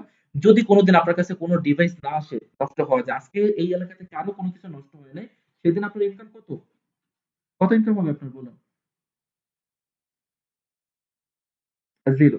এখন ধরেন এই যে আমরা বুঝলাম যে এখানে ইনকামটা কি থাকতেছে না ফিক্সড থাকতেছে না একেকদিন একেক রকম। তো ধরেন আপনি এরকম দোকান দিয়ে বসছেন আর আপনার এভাবেই চলতেছে। কোনদিন ১০০০ কোনদিন ২০০০ কোনদিন ৫০০০ আবার কি কোনদিন ১ টাকাও না। ওই টাইমে ধরেন আপনার পরিচিত কোন এক বন্ধু যার সাথে আপনার ৫ বছর পরে দেখা হইছে। সে দেখে বলল যে তুমি তো ভালোই ইনকাম করতেছো। তো বা এই কাজটা আমিও শিখতে চাই, তো আমাকে একটু বলো যে এটা শিখলে আমি কত ইনকাম করতে পারবো। তো সে কি অ্যান্সার দিতে পারবে যে কত ইনকাম করতে পারবে সে শেখার পরে? কারণ এটা এভাবে অ্যান্সার দেওয়া যায় না। কিন্তু সে এটা বলতে পারবে যে আমি যেভাবে শিখেছি তুমি যদি এভাবে শিখো তাহলে একটা দোকান নিয়ে বসলে তুমি অবশ্যই পারবা। হয়তো ১ম এ একটু ইনকাম কম হবে, পরে একটু ইনকাম বেশি হবে, তাই তো? জি। তো এই যে অনলাইন ফ্রিল্যান্সিং এগুলো একই প্রসেস। এটা এমন কিছু না যে মঙ্গল গ্রহ থেকে আসছে। আপনি আশেপাশে বাস্তব জীবনে প্রতিদিন যা দেখেন এগুলোও তা। শুধুমাত্র কি এটা আলাদা একটা স্কিল। যেটা আমাদের জন্য কি একটু হয়তোবা নতুন। বাট এমন না যেটা দুনিয়ার বাইরে থেকে আসছে। বুঝতে পারছি তো সবাই? ওকে, ঠিক আছে। তো আশা করি মোটামুটি আমরা ফ্রিল্যান্সিং এর বিষয়গুলো ক্লিয়ার। আমি জানি আপনাদের মনে অনেক কোশ্চেন আছে। সবার আমি সব ধরনের কোশ্চেন নিব। জাস্ট একটু আমি শেষ করে নিচ্ছি। তো মোটামুটি আপনারা এখান থেকে বুঝলেন যে আমরা ডিজিটাল মার্কেটিংটাই কেন শিখবো? কারণ এটার চাহিদা বেশি। দেন আমরা ক্লিয়ার হলাম যে আসলে ডিজিটাল মার্কেটিং জিনিসটা কি? এরপর আমরা ক্লিয়ার হলাম যে আসলে ফ্রিল্যান্সিংটা কি? ওকে। ফ্রিল্যান্সিং কিন্তু ডিজিটাল মার্কেটিং জানলেও করা যায়, গ্রাফিক ডিজাইন জানলেও করা যায়, ভিডিও এডিটিং জানলেও করা যায়, ওয়েব ডিজাইন জানলেও করা যায়। কিন্তু আমরা ডিজিটাল মার্কেটিং কেন করছি? কারণ এটার চাহিদা সবথেকে বেশি আমরা দেখতে পাচ্ছি। যে আমরা যদি বর্তমান সময় ২০২৩ সাল দেখি তাহলে কি এটার যে ডিমান্ড সেটা কি সবথেকে বেশি। তো এতটুকু সবাই আমরা ক্লিয়ার, তাই তো? ওকে। তো এবার আপনাদের কোনো কোশ্চেন থাকলে আমি এতক্ষণ যা নিয়ে আলোচনা করছি সেগুলোর মধ্যে কোনো কোশ্চেন থাকলে বলতে পারেন। বাট টপিকের বাইরে যদি কোনো কোশ্চেন থাকে সেটার জন্য আমি আপনাদেরকে ক্লাসে শেষে আলাদা সময় দিব। এই টপিক পর্যন্ত কারো কোনো কোশ্চেন আছে? ওকে, মনে হয় কারো কোশ্চেন নেই। তো আমরা তাহলে পরের টপিকে বা পরের আলোচনায় চলে যাই নাকি? ওকে, ঠিক আছে। ওকে। তো এবার আসি হচ্ছে আমরা যে এই ডিজিটাল মার্কেটিং এর মধ্যে যদিও টপিকের তো কোনো শেষ নেই, এগুলোর মধ্যে আরো টপিক আছে। বাট মেইন যে গুরুত্বপূর্ণ বিষয়গুলো সেগুলো একটু আমরা জানার চেষ্টা করি। প্রথমে আছে হচ্ছে সোশ্যাল মিডিয়া মার্কেটিং। সেখানে আমাদের সোশ্যাল মিডিয়া মার্কেটিং এর মধ্যে থাকবে হচ্ছে শুরুতে ফেসবুক মার্কেটিং। এখানে আপনারা দেখতে পাচ্ছেন ফেসবুক মার্কেটিং থাকবে। দেন আমাদের থাকবে হচ্ছে এখানে যদি আমরা দেখি ইনস্টাগ্রাম মার্কেটিং থাকবে, টুইটার মার্কেটিং, লিঙ্কডইন, পিন্টারেস্ট। এই ৫ টাই হচ্ছে কি সোশ্যাল মিডিয়া। এখানে ৪ টা এবং উপরে ফেসবুক। এই ৫ টা হচ্ছে কি সোশ্যাল মিডিয়া মার্কেটিং এর প্ল্যাটফর্ম। এরপর হচ্ছে কি সার্চ ইঞ্জিন মার্কেটিং। এটাকে আমরা সংক্ষেপে বলে থাকি SEM। তো এই সার্চ ইঞ্জিন মার্কেটিং এ আমরা যেগুলো শিখবো সেগুলো হচ্ছে গুগল সার্চ অ্যাড, সাথে কিওয়ার্ড রিসার্চ থাকবে। এরপর হচ্ছে গুগল ডিসপ্লে অ্যাড, তারপর থাকবে হচ্ছে গুগল ভিডিও অ্যাড, দেন হচ্ছে গুগল শপিং অ্যাড এবং সাথে গুগল মার্চেন্ট সেন্টার বা GMC থাকবে। এরপর আমরা শিখবো হচ্ছে কনভার্সন ট্র্যাকিং, তারপর থাকবে গুগল অ্যানালিটিক্স, এখন আপডেট আমরা দেখবো গুগল অ্যানালিটিক্স 4, এবং থাকবে হচ্ছে গুগল অ্যাডসেন্স। এগুলো গেল হচ্ছে সার্চ ইঞ্জিন মার্কেটিং। এরপরে আমাদের থাকবে হচ্ছে এসইও বা সার্চ ইঞ্জিন অপটিমাইজেশন। এটার মধ্যে ৩ টা পার্ট থাকবে, on page SEO, off page SEO আর হচ্ছে টেকনিক্যাল এসইও। তো এই পার্টগুলো শেষ হওয়ার পরে মেইন যে ৩ টা পার্ট কি কি? Social media marketing, search engine marketing এবং সার্চ ইঞ্জিন অপটিমাইজেশন। এই ৩ টা পার্টের পরে আমাদের থাকবে হচ্ছে ওয়ার্ডপ্রেস।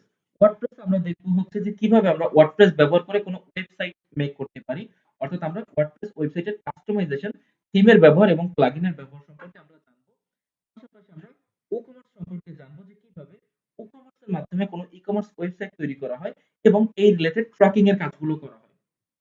পাশাপাশি আমরা শপিফাই সম্পর্কে জানবো। বর্তমানে খুবই ট্রেন্ডি একটা টপিক শপিফাই। তো এটা নিয়ে আমরা হচ্ছে দেখব শপিফাই এর মাধ্যমে কিভাবে ওয়েবসাইট বানানো যায় এবং ইন্টিগ্রেশন করা যায়। এরপরে আমাদের থাকবে হচ্ছে ২ টা মার্কেট প্লেস। মার্কেট প্লেস যদি আরো অনেক আছে। বাট আমরা কোর্সের মধ্যে এই ২ টাকে রেখেছি। অন্য কোনো মার্কেট প্লেস আপনি যদি কাজ করতে চান সেটার জন্য আমাদের থেকে হেল্প পাবেন। তো ২ টা মার্কেট প্লেস হচ্ছে ফাইবার এবং আপওয়ার্ক। এই ২ টা মার্কেট প্লেসে একদম অ্যাকাউন্ট খোলা থেকে শুরু করে অ্যাকাউন্ট অ্যাপ্রুভ করানো, ক্লায়েন্টের সাথে কমিউনিকেশন ওভারঅল কমপ্লিট জিনিস এই কোর্সের মধ্যে দেখানো হবে। আর এরপর আমরা আপনাদেরকে ফাইবার এবং আপওয়ার্ক এর উপরে কিছু লাইভ প্রজেক্টস দেখাবো। পাশাপাশি এই মার্কেট প্লেস গুলোর বাইরে থেকেও কিভাবে আপনি ক্লায়েন্ট খুঁজে পেতে পারেন সেই বিষয়গুলো সম্পর্কেও এখান থেকে কমপ্লিট আইডিয়া দেওয়া হবে। পাশাপাশি লাইফ টাইম সাপোর্ট তো থাকবেই। তো আশা করি আমরা মোটামুটি কোর্সের একটা ওভারভিউ পেয়ে গেছি যে আমরা কি শিখবো। এগুলোর মধ্যে আরো অনেক বিষয় থাকবে। আমরা যে কোর্সের শুরুটা করব সেটা আমরা করব কি দিয়ে? ফেসবুক মার্কেটিং দিয়ে আমরা শুরু করব কোর্সের শুরুটা। আর ফেসবুকটা আমরা একদম বেসিক থেকে অ্যাডভান্স পর্যন্ত খুব ভালোভাবে জানবো। তার কারণ সোশ্যাল মিডিয়া মার্কেটিং এর যে ৫ টা টপিক আছে এর মধ্যে সবথেকে বড় এবং সবথেকে ইম্পোর্টেন্ট টপিক হচ্ছে কি? Facebook marketing. আর ফেসবুক মার্কেটিং দিয়ে শুরু করার পিছনে আরো একটা কারণ হচ্ছে এই প্ল্যাটফর্মটা কি আমাদের সবার কাছে পরিচিত। সো পরিচিত কোনো কিছু দিয়ে যদি আমরা শুরু করি সেক্ষেত্রে কি হবে আমাদের একটু বুঝতে সুবিধা হবে। তো তাহলে আমরা এখন কি শুরু করব? Facebook marketing. এই ফেসবুক মার্কেটিং এর উপরে আপনাদের টোটাল 7 থেকে 8 ক্লাস হবে। তো আশা করি এর মধ্যে আমরা ফেসবুক মার্কেটিং সম্পর্কে সবকিছু প্রপার আইডিয়া পেয়ে যাব। বুঝতে পেরেছি সবাই? ওকে, আমি আবারও বলছি প্রত্যেকটা জিনিস একদম বেসিক থেকে। আমি ধরে নিচ্ছি আপনারা কেউ কিছু জানেন না। আপনারা হয়তোবা কোন রকম ল্যাপটপটা অন করতে পারেন বা ফোন থেকে আপনি হয়তোবা ইন্টারনেট অন করতে পারেন। এতটুকু আমি ধরে নিচ্ছি যে আপনারা জানেন। বাকিটা আমরা বেসিক থেকে একদম অ্যাডভান্স পর্যন্ত জানবো। তো এবার আসি হচ্ছে আমরা ফেসবুক মার্কেটিং কি? ফেসবুক মার্কেটিং নিয়ে কিন্তু আমাদের দেশের মানুষের প্রচুর ভুল ধারণা আছে। ইনফ্যাক্ট অনেকের তো মার্কেটিং নিয়ে ভুল ধারণা আছে। অনেকে ভাবেন যে ডিজিটাল মার্কেটিং এর কাজ হচ্ছে প্রোডাক্ট বিক্রি করা বা মার্কেটিং এর কাজ প্রোডাক্ট বিক্রি করা। এই কথাটা কি সঠিক নাকি ভুল?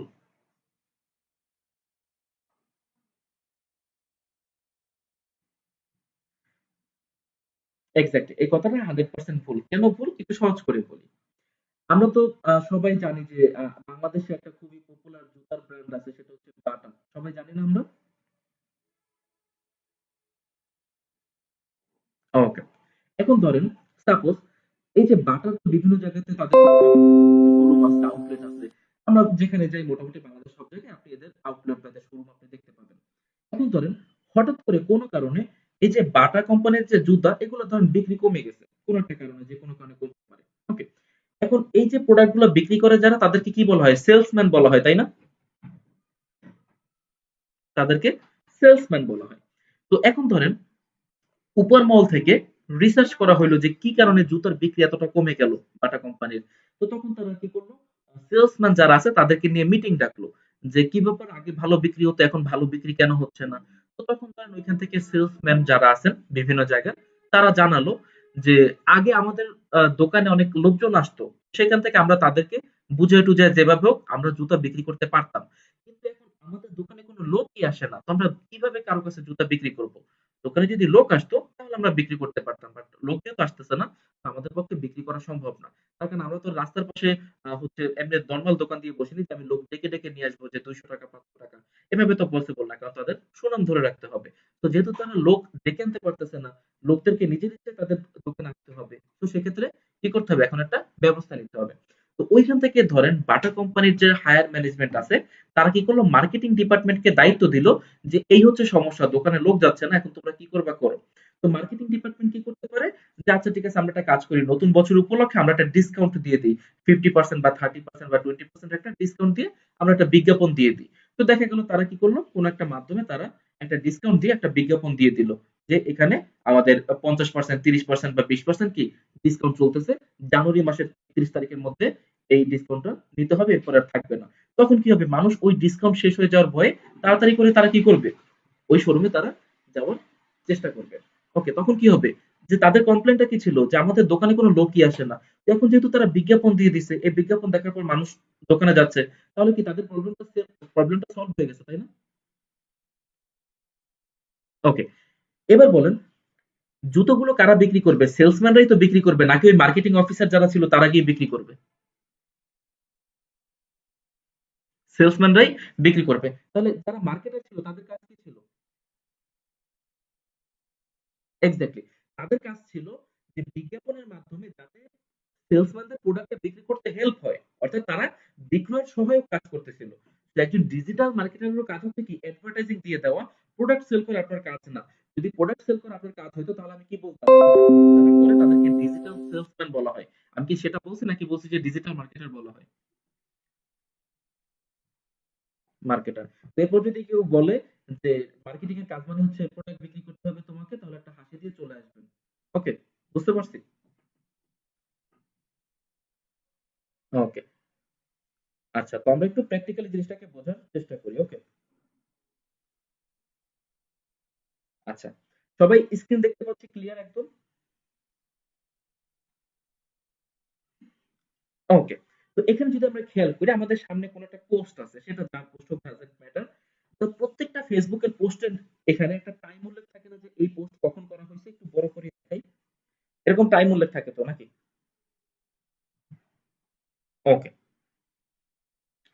এখানে আমরা দেখতে পাচ্ছি এটা নিচে টাইম উল্লেখ করা আছে, রাইট? 11 ঘন্টা আগে। ওকে, ঠিক আছে, কোনো সমস্যা নেই। এবার এই পোস্টটা যদি আপনি একটু খেয়াল করেন, তাহলে আপনি দেখতে পাবেন এইখানে হচ্ছে এই যে একটা হুডি আছে বা একটা কিছু একটা জামা-কাপড় আছে। এইটা কিন্তু বেসিক্যালি একটা কি করছে, সে বিজ্ঞাপনই তো দিছে, তাই না? যে তার এখানে একটা বিশেষ ছাড় চলতেছে শীত উপলক্ষে। এটা তো এক ধরনের বিজ্ঞাপন নাকি? ওকে। কিন্তু আমি যদি বলি যে না, এটা কোনো বিজ্ঞাপন না, এটা জাস্ট একটা পোস্ট। অর্থাৎ এই যে উপরের যে পোস্ট, এই পোস্ট আর এই পোস্টের মধ্যে কোনো পার্থক্য নেই। ওইটাও একটা পোস্ট, এটাও একটা পোস্ট। তাহলে বিজ্ঞাপন কোনটা? আমরা যদি একটু নিচে আসি, এখানে আমরা আরেকটা দেখতে পাচ্ছি যে কোনো একজন ঘড়ি দিয়ে কিছু ছবি দিছে। আর এখানে কি টাইম উল্লেখ করা আছে ১১ ঘন্টা আগে দেয়া হইছে। এটাও কি? এটাও একটা পোস্ট, এটাও কোনো বিজ্ঞাপন না।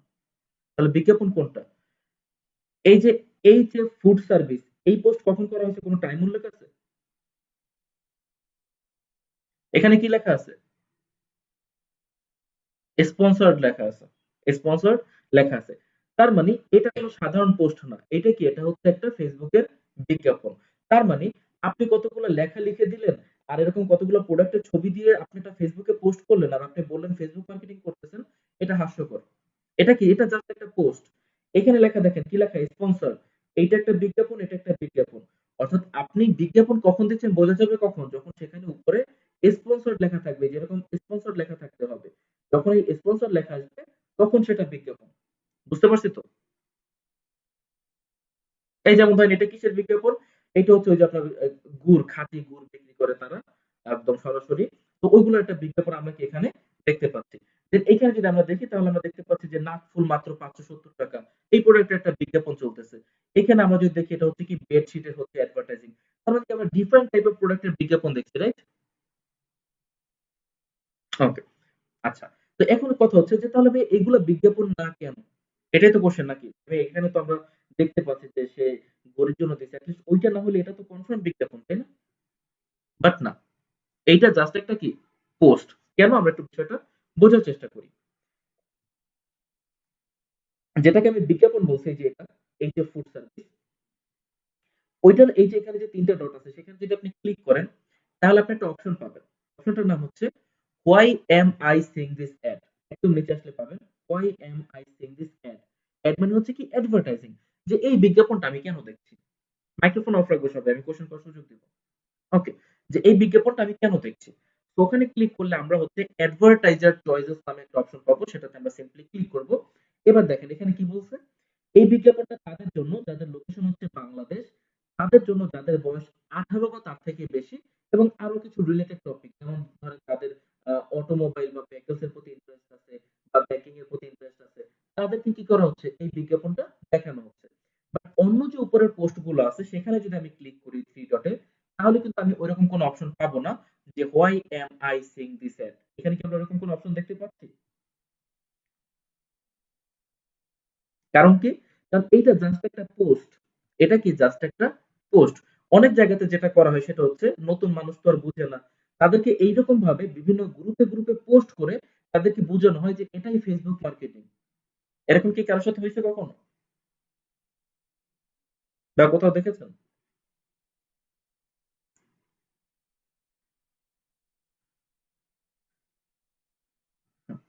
না। এরকম আপনাদের সবার না হলেও ২-১ জনের সাথে হয়তোবা হইতে পারে। যেরকম অনেক জায়গায় হয় যে এইভাবে কি করা হয়, পোস্ট করে শিখানো হয় যে সে Facebook মার্কেটিং করতেছে। বাট আপনি বলেন বর্তমানে ২০২৪ সাল।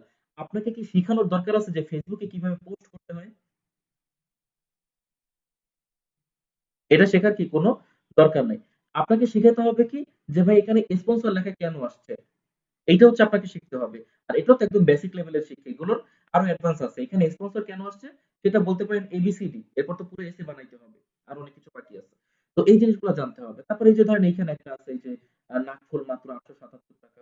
তো আমরা যদি এই যে এখানে ক্লিক করি, এখানেও কিন্তু আমরা দেখতে পাচ্ছি why am I seeing this ad? এই অপশনটা পাবো এবং এই অ্যাডভার্টাইজার চয়েসেস সেখানে ক্লিক করলে আপনি জানতে পারবেন লোকেশন বাংলাদেশ এবং তাদের বয়স 18 বা তার থেকে বেশি তাদের জন্য। সেম ভাবে আপনি যদি এখানে দেখেন এই আরো একটা বিজ্ঞাপন, এটারও কি আপনি জানতে পারবেন যে এই বিজ্ঞাপনটা কাদেরকে দেওয়া হচ্ছে। তো আমরা সেম ভাবে কিন্তু জানতে পারতেছি এই বিজ্ঞাপনটা আসলে কেন বা কাদেরকে দেখানো হচ্ছে। তো আমরা নরমাল পোস্ট আর বিজ্ঞাপনে পার্থক্য করতে পারবো তো নাকি?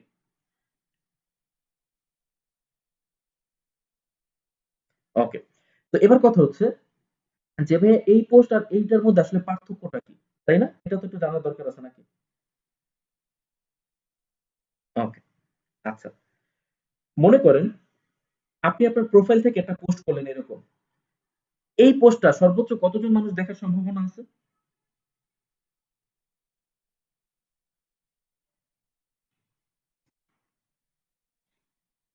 এক্সাক্টলি এর বাইরে না। এটা বাদ দিলাম। আমি যদি আপনাকে রিকোয়ারমেন্ট দিয়ে দেই যে এই পোস্ট শুধুমাত্র তারা দেখবে যারা পুরুষ এবং তাদের বয়স ২০ থেকে ৪০। আপনি কি আমার এই রিকোয়ারমেন্ট কমপ্লিট করতে পারবেন আপনার প্রোফাইলে বা কোনো গ্রুপে পোস্ট করে? কখনোই কি সম্ভব না। কিন্তু এই যে এইটাতে এইখানে কন্ট্রোল করতে পারবো যে আমার এই পোস্ট কোন জায়গার মানুষ দেখবে, যারা দেখবে তাদের বয়স কত হবে, যে দেখবে সে ছেলে হবে নাকি সে মেয়ে হবে, এগুলো সবকিছু আমি কি করতে পারবো? এখান থেকে আমি কন্ট্রোল করতে পারবো। তাহলে এইটা হচ্ছে সবথেকে বড় পার্থক্য। বুঝতে পারছি? এছাড়া আরো অনেক বিষয় আছে যেগুলো আমরা সামনে জানতে পারবো। আর Facebook বিজ্ঞাপন মানেই হচ্ছে কি? মাস্ট বি এখানে স্পন্সর লেখা আসতে হবে। বুঝতে পারছি আমরা? ওকে। তো এরকম হচ্ছে কি Facebook এর বিজ্ঞাপন। এখন কথা হচ্ছে এবার তাহলে আমাদের কাজ কি থাকবে? মনে করেন এই যে ভদ্রলোক দেখতেছেন যিনি ওই যে গুড় ডালতেছে ডিব্বা থেকে, ধরেন উনি আপনার একজন ক্লায়েন্ট। জাস্ট বোঝার জন্য ওকে। ধরেন উনি আপনার একজন ক্লায়েন্ট। তো উনি কি করবে? উনি হচ্ছে এরকম একটা ভিডিও বানায় আপনাকে দিয়ে দিবে। আর হচ্ছে এরকম উপরে কি লেখা থাকবে সেই জিনিসগুলো ধরেন সে আপনাকে দিয়ে দিবে। এবার আপনার কাজ কি থাকবে? এই যে বিজ্ঞাপনটা মানুষের কাছে যাচ্ছে না যেমন আমার কাছে আসলো, এইভাবে আপনাকে একটা বিজ্ঞাপন পাবলিশ করে দিতে হবে। এইটা হচ্ছে আপনার কাজ। এটা বেসিক লেভেলের কাজ যেটা আমি বললাম। আরো কিন্তু অনেক কাজ আছে। এর সাথে রিলেটেড আরো অনেক কাজ আছে। বুঝতে পারছি তো আমরা? ওকে, তাহলে এই গুড় কি আপনি বিক্রি করবেন?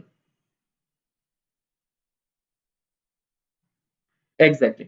এই যে দেখেন এখানে কিন্তু বিজ্ঞাপন চেঞ্জ হচ্ছে। এখন আবার এই যে টি-শার্ট চলে আসছে, ঘড়ি চলে আসছে। এগুলো সারাদিন কি হবে? আমার ইন্টারেস্ট অনুযায়ী চেঞ্জ হতে থাকবে। ঘড়ির প্রতি আমার ইন্টারেস্ট আছে, চলে আসছে, টি-শার্টের প্রতি আসছে বা শার্টের প্রতি আসছে। এগুলো কি আসতে থাকবে, চেঞ্জ হতে থাকবে আমার ইন্টারেস্ট অনুযায়ী। এগুলো আপনাদের সবার হবে, হয় না সবার? হয়তো ওইভাবে কখনো খেয়াল করে দেখেন এটা কি, তাই তো? আচ্ছা যাই হোক। তো আমরা মোটামুটি পার্থক্য বুঝতে পারছি তো নাকি? ওকে, আচ্ছা ঠিক আছে। এবার কথা হচ্ছে যে ভাই আমরা যে বিভিন্ন ক্লায়েন্টের কাজ করব দেখেন এরকম কিন্তু ক্লায়েন্ট একটা দুইটা না। আপনি অবাক হবেন আমি এটা ইদানিং আসতেছে ওই যে আমার বাসায় মা বলছিল পরে আমি একটু গুড় খোঁজাখুঁজি করছিলাম। বিলিভ করবেন না এই গত ৭ দিনে এরকম গুড়ের বিজ্ঞাপন আমার কাছে অন্তত ৫০ টা আসছে। অর্থাৎ শুধুমাত্র গুড় নিয়ে অন্তত ৫০ টা বিজ্ঞাপন চলতেছে। আরো বেশি হতে পারে। আমার কাছে অন্তত ৫০ টা আসছে। এরপর এই যে বেডশিট এইটা সেইটা হাজার, হাজার প্রোডাক্ট আপনাকে যদি আমি বলি যে দুনিয়াতে কতগুলো প্রোডাক্ট আছে আপনি বলতে পারবেন এক্সাক্ট কতগুলো আছে? এক্সাক্ট কিন্তু বলা সম্ভব না। হাজার, হাজার প্রোডাক্ট আছে। তার উপর পৃথিবীতে ২০০ টা দেশ আছে। প্রত্যেকটা দেশেই তো এরকম বিজ্ঞাপন চলতেছে। এগুলো তো শুধু বাংলাদেশের। প্রত্যেকটা দেশে এরকম হাজার, হাজার প্রোডাক্টের উপরে কয়েক লাখ বিজ্ঞাপন চলতেছে। কয়েক লাখ কি বিজ্ঞাপন চলতেছে। এই বিজ্ঞাপনগুলো তো এমনি, এমনি আসে না। অবশ্যই কি কারো না কারো হাত ধরে আসতেছে। তো যার হাত ধরে আসতেছে সেই ডিজিটাল মার্কেটার। বুঝতে পারছি? আর এটা আস্তে, আস্তে কি হবে আরো আরো বাড়তে থাকবে। যত দিন যাবে এটা আস্তে, আস্তে দেখবেন তত বাড়তে থাকবে। ওকে। এবার কথা হচ্ছে যে আমরা তাহলে এই যে ক্লায়েন্টের কাজ করব বিভিন্ন দেশের ক্লায়েন্ট হোক, বাইরের ক্লায়েন্ট হোক। সেম ক্ষেত্রে ফ্রিল্যান্সিং যখন করবেন ক্লায়েন্ট গুলো বাইরের হবে। ইউএস হবে ইউএস এর বা কানাডা বা ইউরোপের যে কান্ট্রি গুলো আছে, দেন অস্ট্রেলিয়া আছে, তারপর এশিয়ার কিছু ডেভেলপ কান্ট্রি আছে, মিডল ইস্ট আছে। তো এইসব জায়গা থেকে মূলত কি হয় ক্লায়েন্ট গুলো একটু বেশি আসে।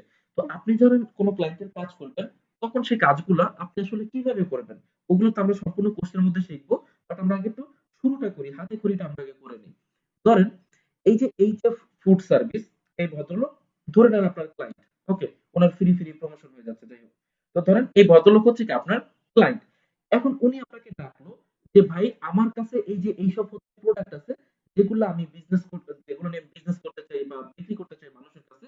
তো আমার বিজ্ঞাপন দিতে হবে। ফেসবুকে কি করব আমি অ্যাডভার্টাইজিং করব। তুমি আমার এই অ্যাডভার্টাইজিংটা করে দাও।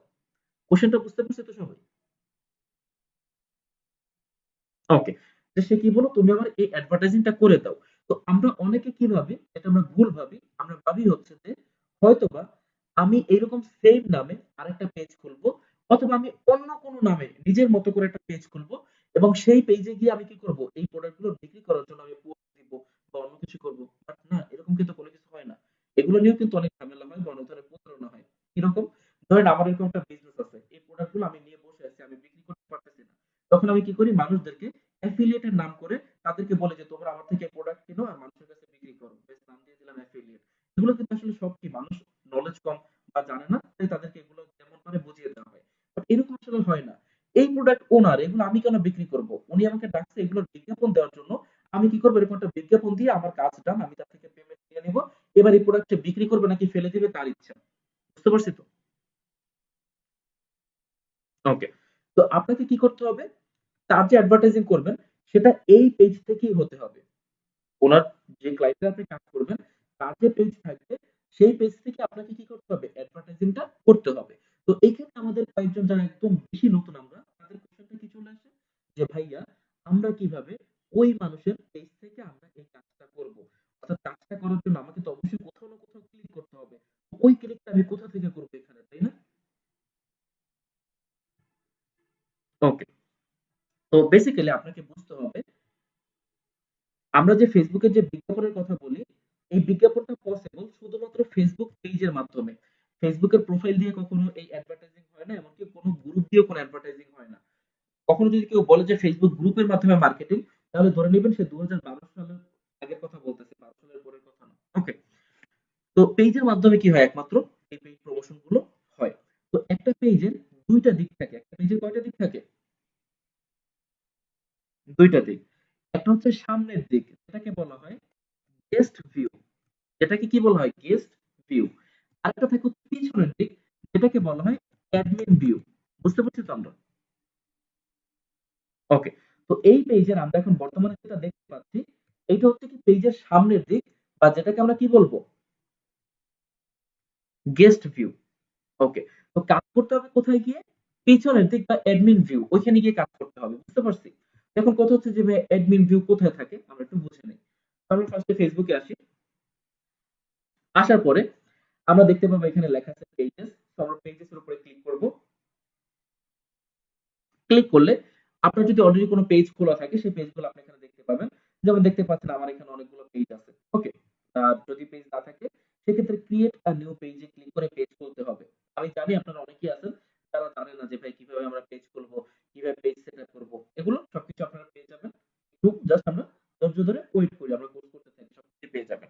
তো আমরা আপাতত ধরে নেই যে আপনার কাছে পেজ আছে। তো থাকলে এরকম, না থাকলে এই জায়গাটা খালি থাকবে। ক্রিয়েট নিউ পেজে ক্লিক করে পেজ খুলতে হবে। আমি আবারও রিপিট করছি, যারা জানেন না পেজ কিভাবে খুলতে হয়, টেনশন করবেন না, হতাশ হবেন না, সলিউশন আছে, দেওয়া হবে। ওকে। তো এখান থেকে ধরেন আমি একটা পেজ ওপেন করলাম। ফর এক্সাম্পল এই বিউটি 24 নামক পেজটা আমি কি করলাম? ওপেন করলাম। ওপেন করার পর এবার আমি দেখতে পাবো একটু নিচে আসলে এখানে লেখা আছে সুইচ নাও। একটু নিচে আসলে আমরা দেখবো এখানে লেখা আছে সুইচ নাও। এইটা ছাড়াও আপনারা যদি বাঁদিকে আসেন, বাঁদিকে আসলে এখানেও দেখবেন নিচের দিকে লেখা আছে সুইচ। তো যেকোনো একটা সুইচ বা সুইচ নাওতে যদি আপনি ক্লিক করেন তাহলে কি আপনি কোথায় চলে যাবেন? পেজের যে পিছনের দিক সেখানে আপনি চলে যাবেন। বা যেটাকে আমরা কি বলছি? Admin view. বুঝতে পারছি? ওকে। তো এইটাও কিন্তু একটা পেজ। বাট দেখেন ফাংশন গুলো একটু আলাদা না? এই যে এখানে কিছু অপশন চলে আসছে, দেন এখানে কিছু অপশন চলে আসছে, রাইট? ওকে। তো এবার আমরা দেখব যে একজনের পেজে আরেকজন কিভাবে কাজ করে। তো বেসিক্যালি একজনের পেজে আরেকজন কাজ করে হচ্ছে অ্যাক্সেস এর মাধ্যমে। কিসের মাধ্যমে কাজ করে? অ্যাক্সেস এর মাধ্যমে। এখন অ্যাক্সেস জিনিসটা কি? অ্যাক্সেস জিনিসটা হচ্ছে কাউকে কোনো কিছু ব্যবহার করার একটা পারমিশন দেওয়া। ধরেন আপনার বাসায় ওয়াইফাই আছে। আপনার একটা ফ্রেন্ড আসলো। আসার পর বলল যে তোমার ওয়াইফাইটা আমাকে একটু ব্যবহার করতে দাও। তো আপনি তাকে পাসওয়ার্ড বলে দিলেন। এখানে আপনি কি করলেন? আপনি আপনার ফ্রেন্ডকে আপনার ওয়াইফাইটার অ্যাক্সেস দিলেন। বুঝতে পারছেন তো বিষয়টা? এক্সাক্টলি। অর্থাৎ কাউকে যখন আপনি কোনো কিছু ব্যবহার করার যখন কোনো পারমিশন দিচ্ছেন, তখন তখন আমরা সেটাকে কি বলছি? যে আপনি তাকে সেটার অ্যাক্সেস দিচ্ছেন। ওকে। তো এই অ্যাক্সেস দেনের মাধ্যমে কি করা হয়? একজনের পেজ আরেকজন ব্যবহার করতে পারে। যেমন ধরেন আমার এখানে যে একটা পেজ আছে beauty24.com, এই পেজের আমি কি করতে পারবো? অন্য আরো অনেক মানুষকে আমি এটা ব্যবহার করার পারমিশন দিতে পারবো বা অ্যাক্সেস দিতে পারবো। সেটা আমি কিভাবে দিব? ফার্স্ট আমাকে এই যে ম্যানেজ লেখা আছে, এখানে ক্লিক করতে হবে। ম্যানেজে ক্লিক করার পর এখানে আমরা কিছু অপশনস দেখতে পাবো। একটু নিচে আসতে হবে। আসলে এখানে একটা অপশন পাবো, নাম হচ্ছে পেজ অ্যাক্সেস। সেখানে আমাকে ক্লিক করতে হবে। তো ওখানে যখন আমি ক্লিক করব তখন আমি দেখতে পাবো যে বর্তমানে পেজের অ্যাডমিন কে কে আছে। অ্যাডমিন বলতে কি বোঝানো হয়? মালিক। একটা পেজে একাধিক অ্যাডমিন থাকতে পারে। পেজের যার কন্ট্রোলে থাকে পেজটা বা যিনি পেজের মেইন মালিক থাকে তাকে কি বলা হয়? অ্যাডমিন বলা হয়। এটা এক বা একাধিক হতে পারে। এখানে যদি আপনারা খেয়াল করেন এই যে সাকিবুল ইসলাম শহর, এটা হচ্ছে আমার প্রোফাইল এবং নিচে হচ্ছে পেজের যিনি অরিজিনাল মালিক তার প্রোফাইল। তো বর্তমানে আমাদের এই দুইজনের কাছে কি আছে? পেজের অ্যাক্সেস আছে এবং আমরা দুইজনই কি এই পেজের অ্যাডমিন। এখন কথা হচ্ছে যে অ্যাডমিন আর অন্য কোনো কিছু আছে দুই রকমের হয়। একটা হচ্ছে অ্যাডমিন অ্যাক্সেস, অ্যাডমিন মানে সবথেকে পাওয়ারফুল। আরেকটাকে বলা হয় এমপ্লয়ি, আগে অন্য নাম ছিল, আগে বলা হতো মডারেটর বা এডিটর, এখন নাম চেঞ্জ হয়েছে, এটা হচ্ছে কি এমপ্লয়ি। তো একটা থাকে হচ্ছে অ্যাডমিন, আরেকটা থাকে হচ্ছে কি এমপ্লয়ি। আমি যদি চাই আমি অন্য একজন মানুষকে অ্যাডমিনও করতে পারবো, আবার আমি যদি চাই আমি একজন মানুষকে এমপ্লয়িও করতে পারবো। অ্যাডমিন করে দিলে কি হবে, আমার যতটুকু পাওয়ার তার ততটুকু পাওয়ার থাকবে, বাট এমপ্লয় করে দিলে আমার থেকে তার পাওয়ারটা কম থাকবে, অর্থাৎ সে কিছু লিমিটেড কাজ করতে পারবে, যা ইচ্ছা তা করতে পারবে না। তো আমরা যদি এবার খেয়াল করি যে কিভাবে এটা করা হয়, সেক্ষেত্রে আমাকে শুরুতে যে অ্যাড নিউ এখানে আমাকে ক্লিক করতে হবে, এরপর আমাকে নেক্সট ক্লিক করতে হবে। এবার আমি যাকে অ্যাক্সেস বা পারমিশন দিতে চাচ্ছি তার নামটা আমাকে এখানে লিখতে হবে। ফর এক্সাম্পল আমি ধরেন এখানে একজন অ্যাক্সেস দিব, তো আমি তার নাম লিখলাম, লেখার পর তার প্রোফাইলটা এভাবে চলে আসবে। আসলে কি করবো, আমরা তার প্রোফাইলটাকে এখান থেকে সিলেক্ট করব। ওকে, এবার আমরা জেনেছি কি দুই রকমের অ্যাক্সেস দেওয়া যায়, একটা হচ্ছে অ্যাডমিন আর একটা হচ্ছে এমপ্লয়ি। তো আমি যদি তাকে অ্যাডমিন করে দিতে চাই তাহলে আমাকে একটু কষ্ট করে নিচে আসতে হবে এবং এই বাটনটাকে অন করে দিতে হবে। কেন? allow this person to have full control, যদি আমি তাকে ফুল কন্ট্রোলের জন্য অ্যালাউ করতে চাই। আর যদি বলি যে না আমি ফুল কন্ট্রোল দিব না, সেক্ষেত্রে আমি এই বাটনটাকে অফ করে দিব, আর অ্যাজ ইউজুয়াল যা আছে ওরকমই থাকবে। এরপর কি করতে হবে, আমাকে গিভ অ্যাক্সেস এখানে ক্লিক করতে হবে। ওইখানে ক্লিক করার পর আপনারা দেখতে পাচ্ছেন এখানে একটা পাসওয়ার্ড দিতে বলতেছে। তো অনেকে ভাবতেছেন এটা হয়তোবা আমার পেজের পাসওয়ার্ড, বাট মনে রাখবেন পেজের কখনো পাসওয়ার্ড হয় না। দুনিয়াতে যত পেজ আছে কোনো পেজের কি কোনো পাসওয়ার্ড নাই। পাসওয়ার্ডটা হচ্ছে মানুষের প্রোফাইলের। তো আমার কাছে যদি 50টা পেজও থাকে, সেই 50টা পেজের একটাই পাসওয়ার্ড, সেই পাসওয়ার্ডটা হচ্ছে কি আমার ফেসবুকের যে পাসওয়ার্ডটা সেটা। আমি তখন কি করব, আমার ফেসবুকের পাসওয়ার্ডটা এখানে দিয়ে দিব, দেওয়ার পর আমি কনফার্মে ক্লিক করব। তাহলে আমি যাকে অ্যাক্সেস দিচ্ছি তার কাছে একটা নোটিফিকেশন চলে যাবে। বুঝতে পারছি তো সবাই?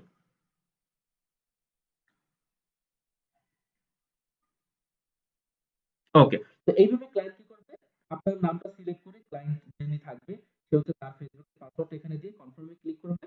তাহলে আপনার কাছে কি হবে, নোটিফিকেশন চলে আসবে যে এই যে এই জায়গাটা, এখানে কি হবে নোটিফিকেশন চলে আসবে। ওটা ওপেন করলে ওখানে লেখা থাকবে অ্যাকসেপ্ট অর ডিক্লাইন। যদি সে অ্যাকসেপ্ট ক্লিক করে accept হয়ে যাবে, ডিক্লাইন ক্লিক করলে এটা বাতিল হয়ে যাবে। তো বুঝতে পারছি তো আমরা অ্যাক্সেস কিভাবে দেওয়া নেওয়া করা হবে। ওকে। তো এই অ্যাক্সেসটা নেয়ার পরে ধরেন সাপোজ আপনি ক্লায়েন্টের পেজের অ্যাক্সেস নিয়ে নিলেন। এবার আপনি কাজ শুরু করবেন যে কি, কি কাজ আছে। তো অনেক রকমের কাজ আছে। অ্যাডভার্টাইজিং মানে যে শুধুমাত্র বিজ্ঞাপন দিয়ে দাও বিষয়টা কিন্তু এরকম না। এখানে অনেক ইন্টারেস্টিং মজার কিছু কাজ আছে যে আপনি বুঝতে পারবেন যে আসলে ডিজিটাল ওয়ার্ল্ড কিভাবে কাজ করে। আরো অনেক কিছু কি আমরা জানতে পারবো। তো আজকে যেহেতু ১ম ক্লাস, আমরা বেশি কিছু দেখব না। এমনকি আজকের ক্লাসে আপনাদের তেমন কোনো অ্যাসাইনমেন্টও থাকবে না। বাট আমি শেষ করার আগে আরো কিছু কথা বলব, দেন আপনাদের কোয়েশ্চেন নিব। তারপর আমরা ক্লাস শেষ করব।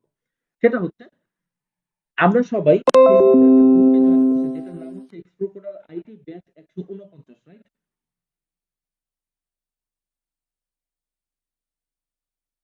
ওকে। যদি কেউ এমন থাকেন যিনি এখনো গ্রুপটাতে জয়েন করতে পারেননি, তাহলে আপনি আমাদের অফিসের সাথে কন্ট্যাক্ট করে বা যার কাছে আপনি অ্যাডমিশন নিয়েছেন আমাদের অ্যাডমিশন ডিপার্টমেন্টের, তার সাথে কন্ট্যাক্ট করে সেই গ্রুপটাতে আপনি জয়েন হয়ে যাবেন। তো আপনার যে গ্রুপটাতে জয়েন হয়েছে সেটা হচ্ছে এই যে এই গ্রুপটা।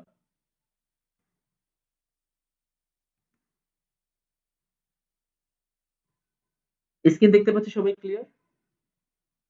ওকে। আচ্ছা। তো সবাই আমরা এই গ্রুপে জয়েন আছি, রাইট? এই যে স্পোকেন আইটি ব্যাচ ১৪৯, এটা হচ্ছে আপনাদের ব্যাচের গ্রুপ ১৪৯। তো এই গ্রুপটা তো হচ্ছে বর্তমানে খালি, এখানে তো তেমন কিছু নাই। আজকে ১ম ক্লাস। আস্তে, আস্তে গ্রুপটা কি হবে, সচল হবে বা অ্যাক্টিভ হওয়া শুরু হবে। জাস্ট মাত্র কি এই গ্রুপটা শুরু হইছে। তো আমি আপনাদেরকে এমন একটা গ্রুপ দেখাই যেখানে অলরেডি অ্যাক্টিভিটি হচ্ছে বা চলতেছে। সেটা হচ্ছে আপনাদের জাস্ট ইমিডিয়েট আগের ব্যাচ, যেটা আজ থেকে ১০ দিন আগে শুরু হয়েছিল।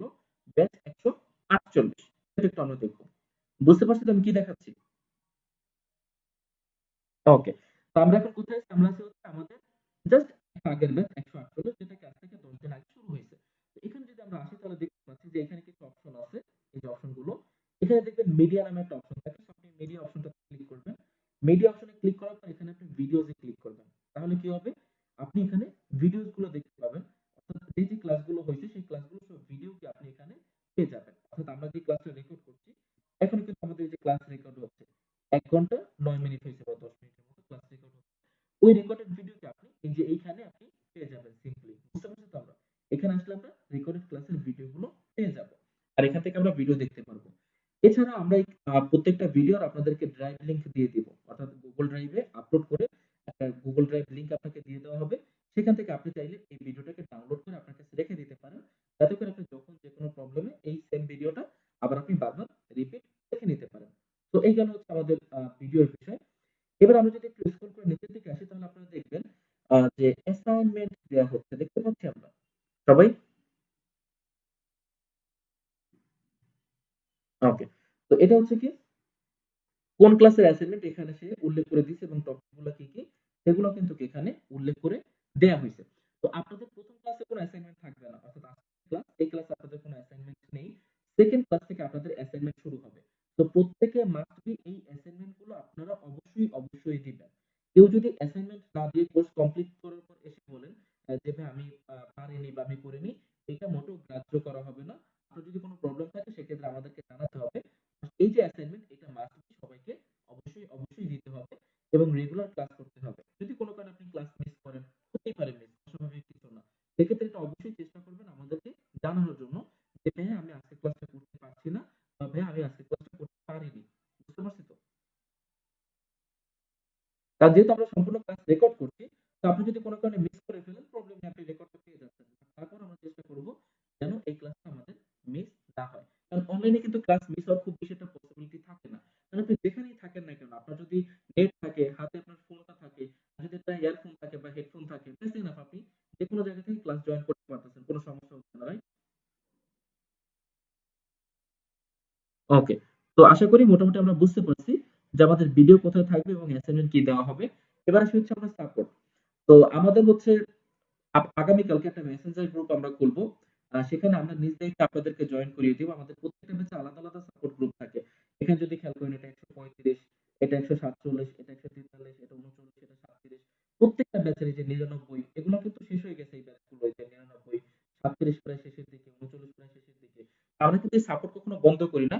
প্রত্যেক ব্যাচের আমাদের আলাদা সাপোর্ট থাকে। আমরা যদি স্ক্রল করে আরো নিচের দিকে আসি, আমরা কি আরো পুরনো আমরা বিভিন্ন মেসেঞ্জার গ্রুপ দেখতে পাবো। এই মেসেঞ্জার গ্রুপ কখনো ডিলিট করা হয় না। এমনকি এই সাপোর্টও কি করা হয় না, কখনো বন্ধ করা হয় না। তো আপনি যেকোনো প্রবলেম ফেস করেন বা যাই আপনি করেন না কেন, সেক্ষেত্রে কি করা হবে? ইনস্ট্যান্ট আপনাকে এই সাপোর্টের যে গ্রুপগুলো আছে, এগুলোর মাধ্যমে আপনাকে সাপোর্ট দেয়া হবে। যেকোনো প্রবলেম এই গ্রুপে আপনি জানাবেন। যেমন এটা হচ্ছে কত ব্যাচ ১৪৭, আপনাদেরটা নাম থাকবে কি ব্যাচ ১৪৯। প্রত্যেকটা গ্রুপ আলাদা। অনেক জায়গাতে কি করা হয়? যে সব স্টুডেন্টদেরকে একটা গ্রুপে জয়েন করানো হয়। যে কে ফেসবুক নিয়ে কোশ্চেন করতেছে, কে এসইও নিয়ে কোশ্চেন করতেছে, কে ফাইবার নিয়ে কোশ্চেন করতেছে, কিছুই বোঝা যায় না। বাট আমাদের এখানে প্রত্যেকটা ব্যাচ আলাদা থাকে। একটা ব্যাচে যখন একজন কোশ্চেন করে তখন ওই একটা অ্যান্সারের মাধ্যমে দেখা যায় অনেকের প্রবলেম সলভ হয়ে যায়। বুঝতে পারছেন? জি, তো আমাদের সবকিছু যথেষ্ট সিনক্রোনাইজ বা সবকিছু একদম ওয়েল এস্টাবলিশ বলতে পারেন। এখন শুধু দরকার হচ্ছে আপনাদের একটু সময়, একটু চেষ্টা। That's it. ওকে। জি। তো আমার আপাতত বলা শেষ। আমরা ক্লাস এখানে শেষ করব। বাট কারো যদি কোনো কোশ্চেন থাকে আজকের ক্লাস নিয়ে বা এর বাইরে তাহলে বলতে পারেন।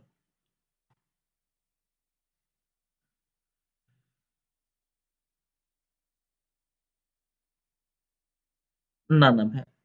সকালে তো পসিবল হবে না কারণ সবাই রাতে ফ্রি থাকে। সকালে তো কেউ ফ্রি থাকে না। মানুষের জব থাকে বা যারা স্টুডেন্ট তাদের হচ্ছে কলেজ ইউনিভার্সিটি থাকে। তো আমাদের রাতেই দিতে হবে। এই যে এরকমই হবে ১ থেকে ১.৫ ঘন্টা। কিছু ক্লাস একটু ১.৫ ঘন্টার বেশি হতে পারে। যেমন আজকে ১ ঘন্টা ১৫ মিনিট হলো। জি ভাইয়া? এক্সাক্টলি টপিকের উপর ডিপেন্ড করে। জি। যেমন আমি আজকে চিন্তা করেছিলাম ১ ঘন্টার মধ্যে শেষ করব বাট ১৫ মিনিট বেশি লাগলো। এটা আসলে ডিপেন্ড করে একদম এক্সাক্ট টাইম ধরে তো আর আসলে ক্লাস নেওয়া যায় না। টপিক শেষ করে তারপরে আসতে হয়।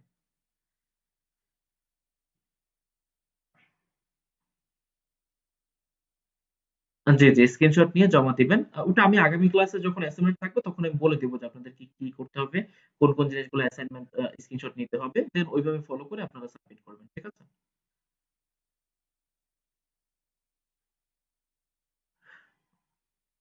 যেকোনো টাইম বলতে আমরা যথেষ্ট টাইম দিচ্ছি। সেটা হচ্ছে সকাল ১০:৩০ থেকে আমরা প্রায় রাত ১টা ২টা পর্যন্ত সাপোর্ট দিচ্ছি। আশা করি এর বেশি দরকার নেই নাকি?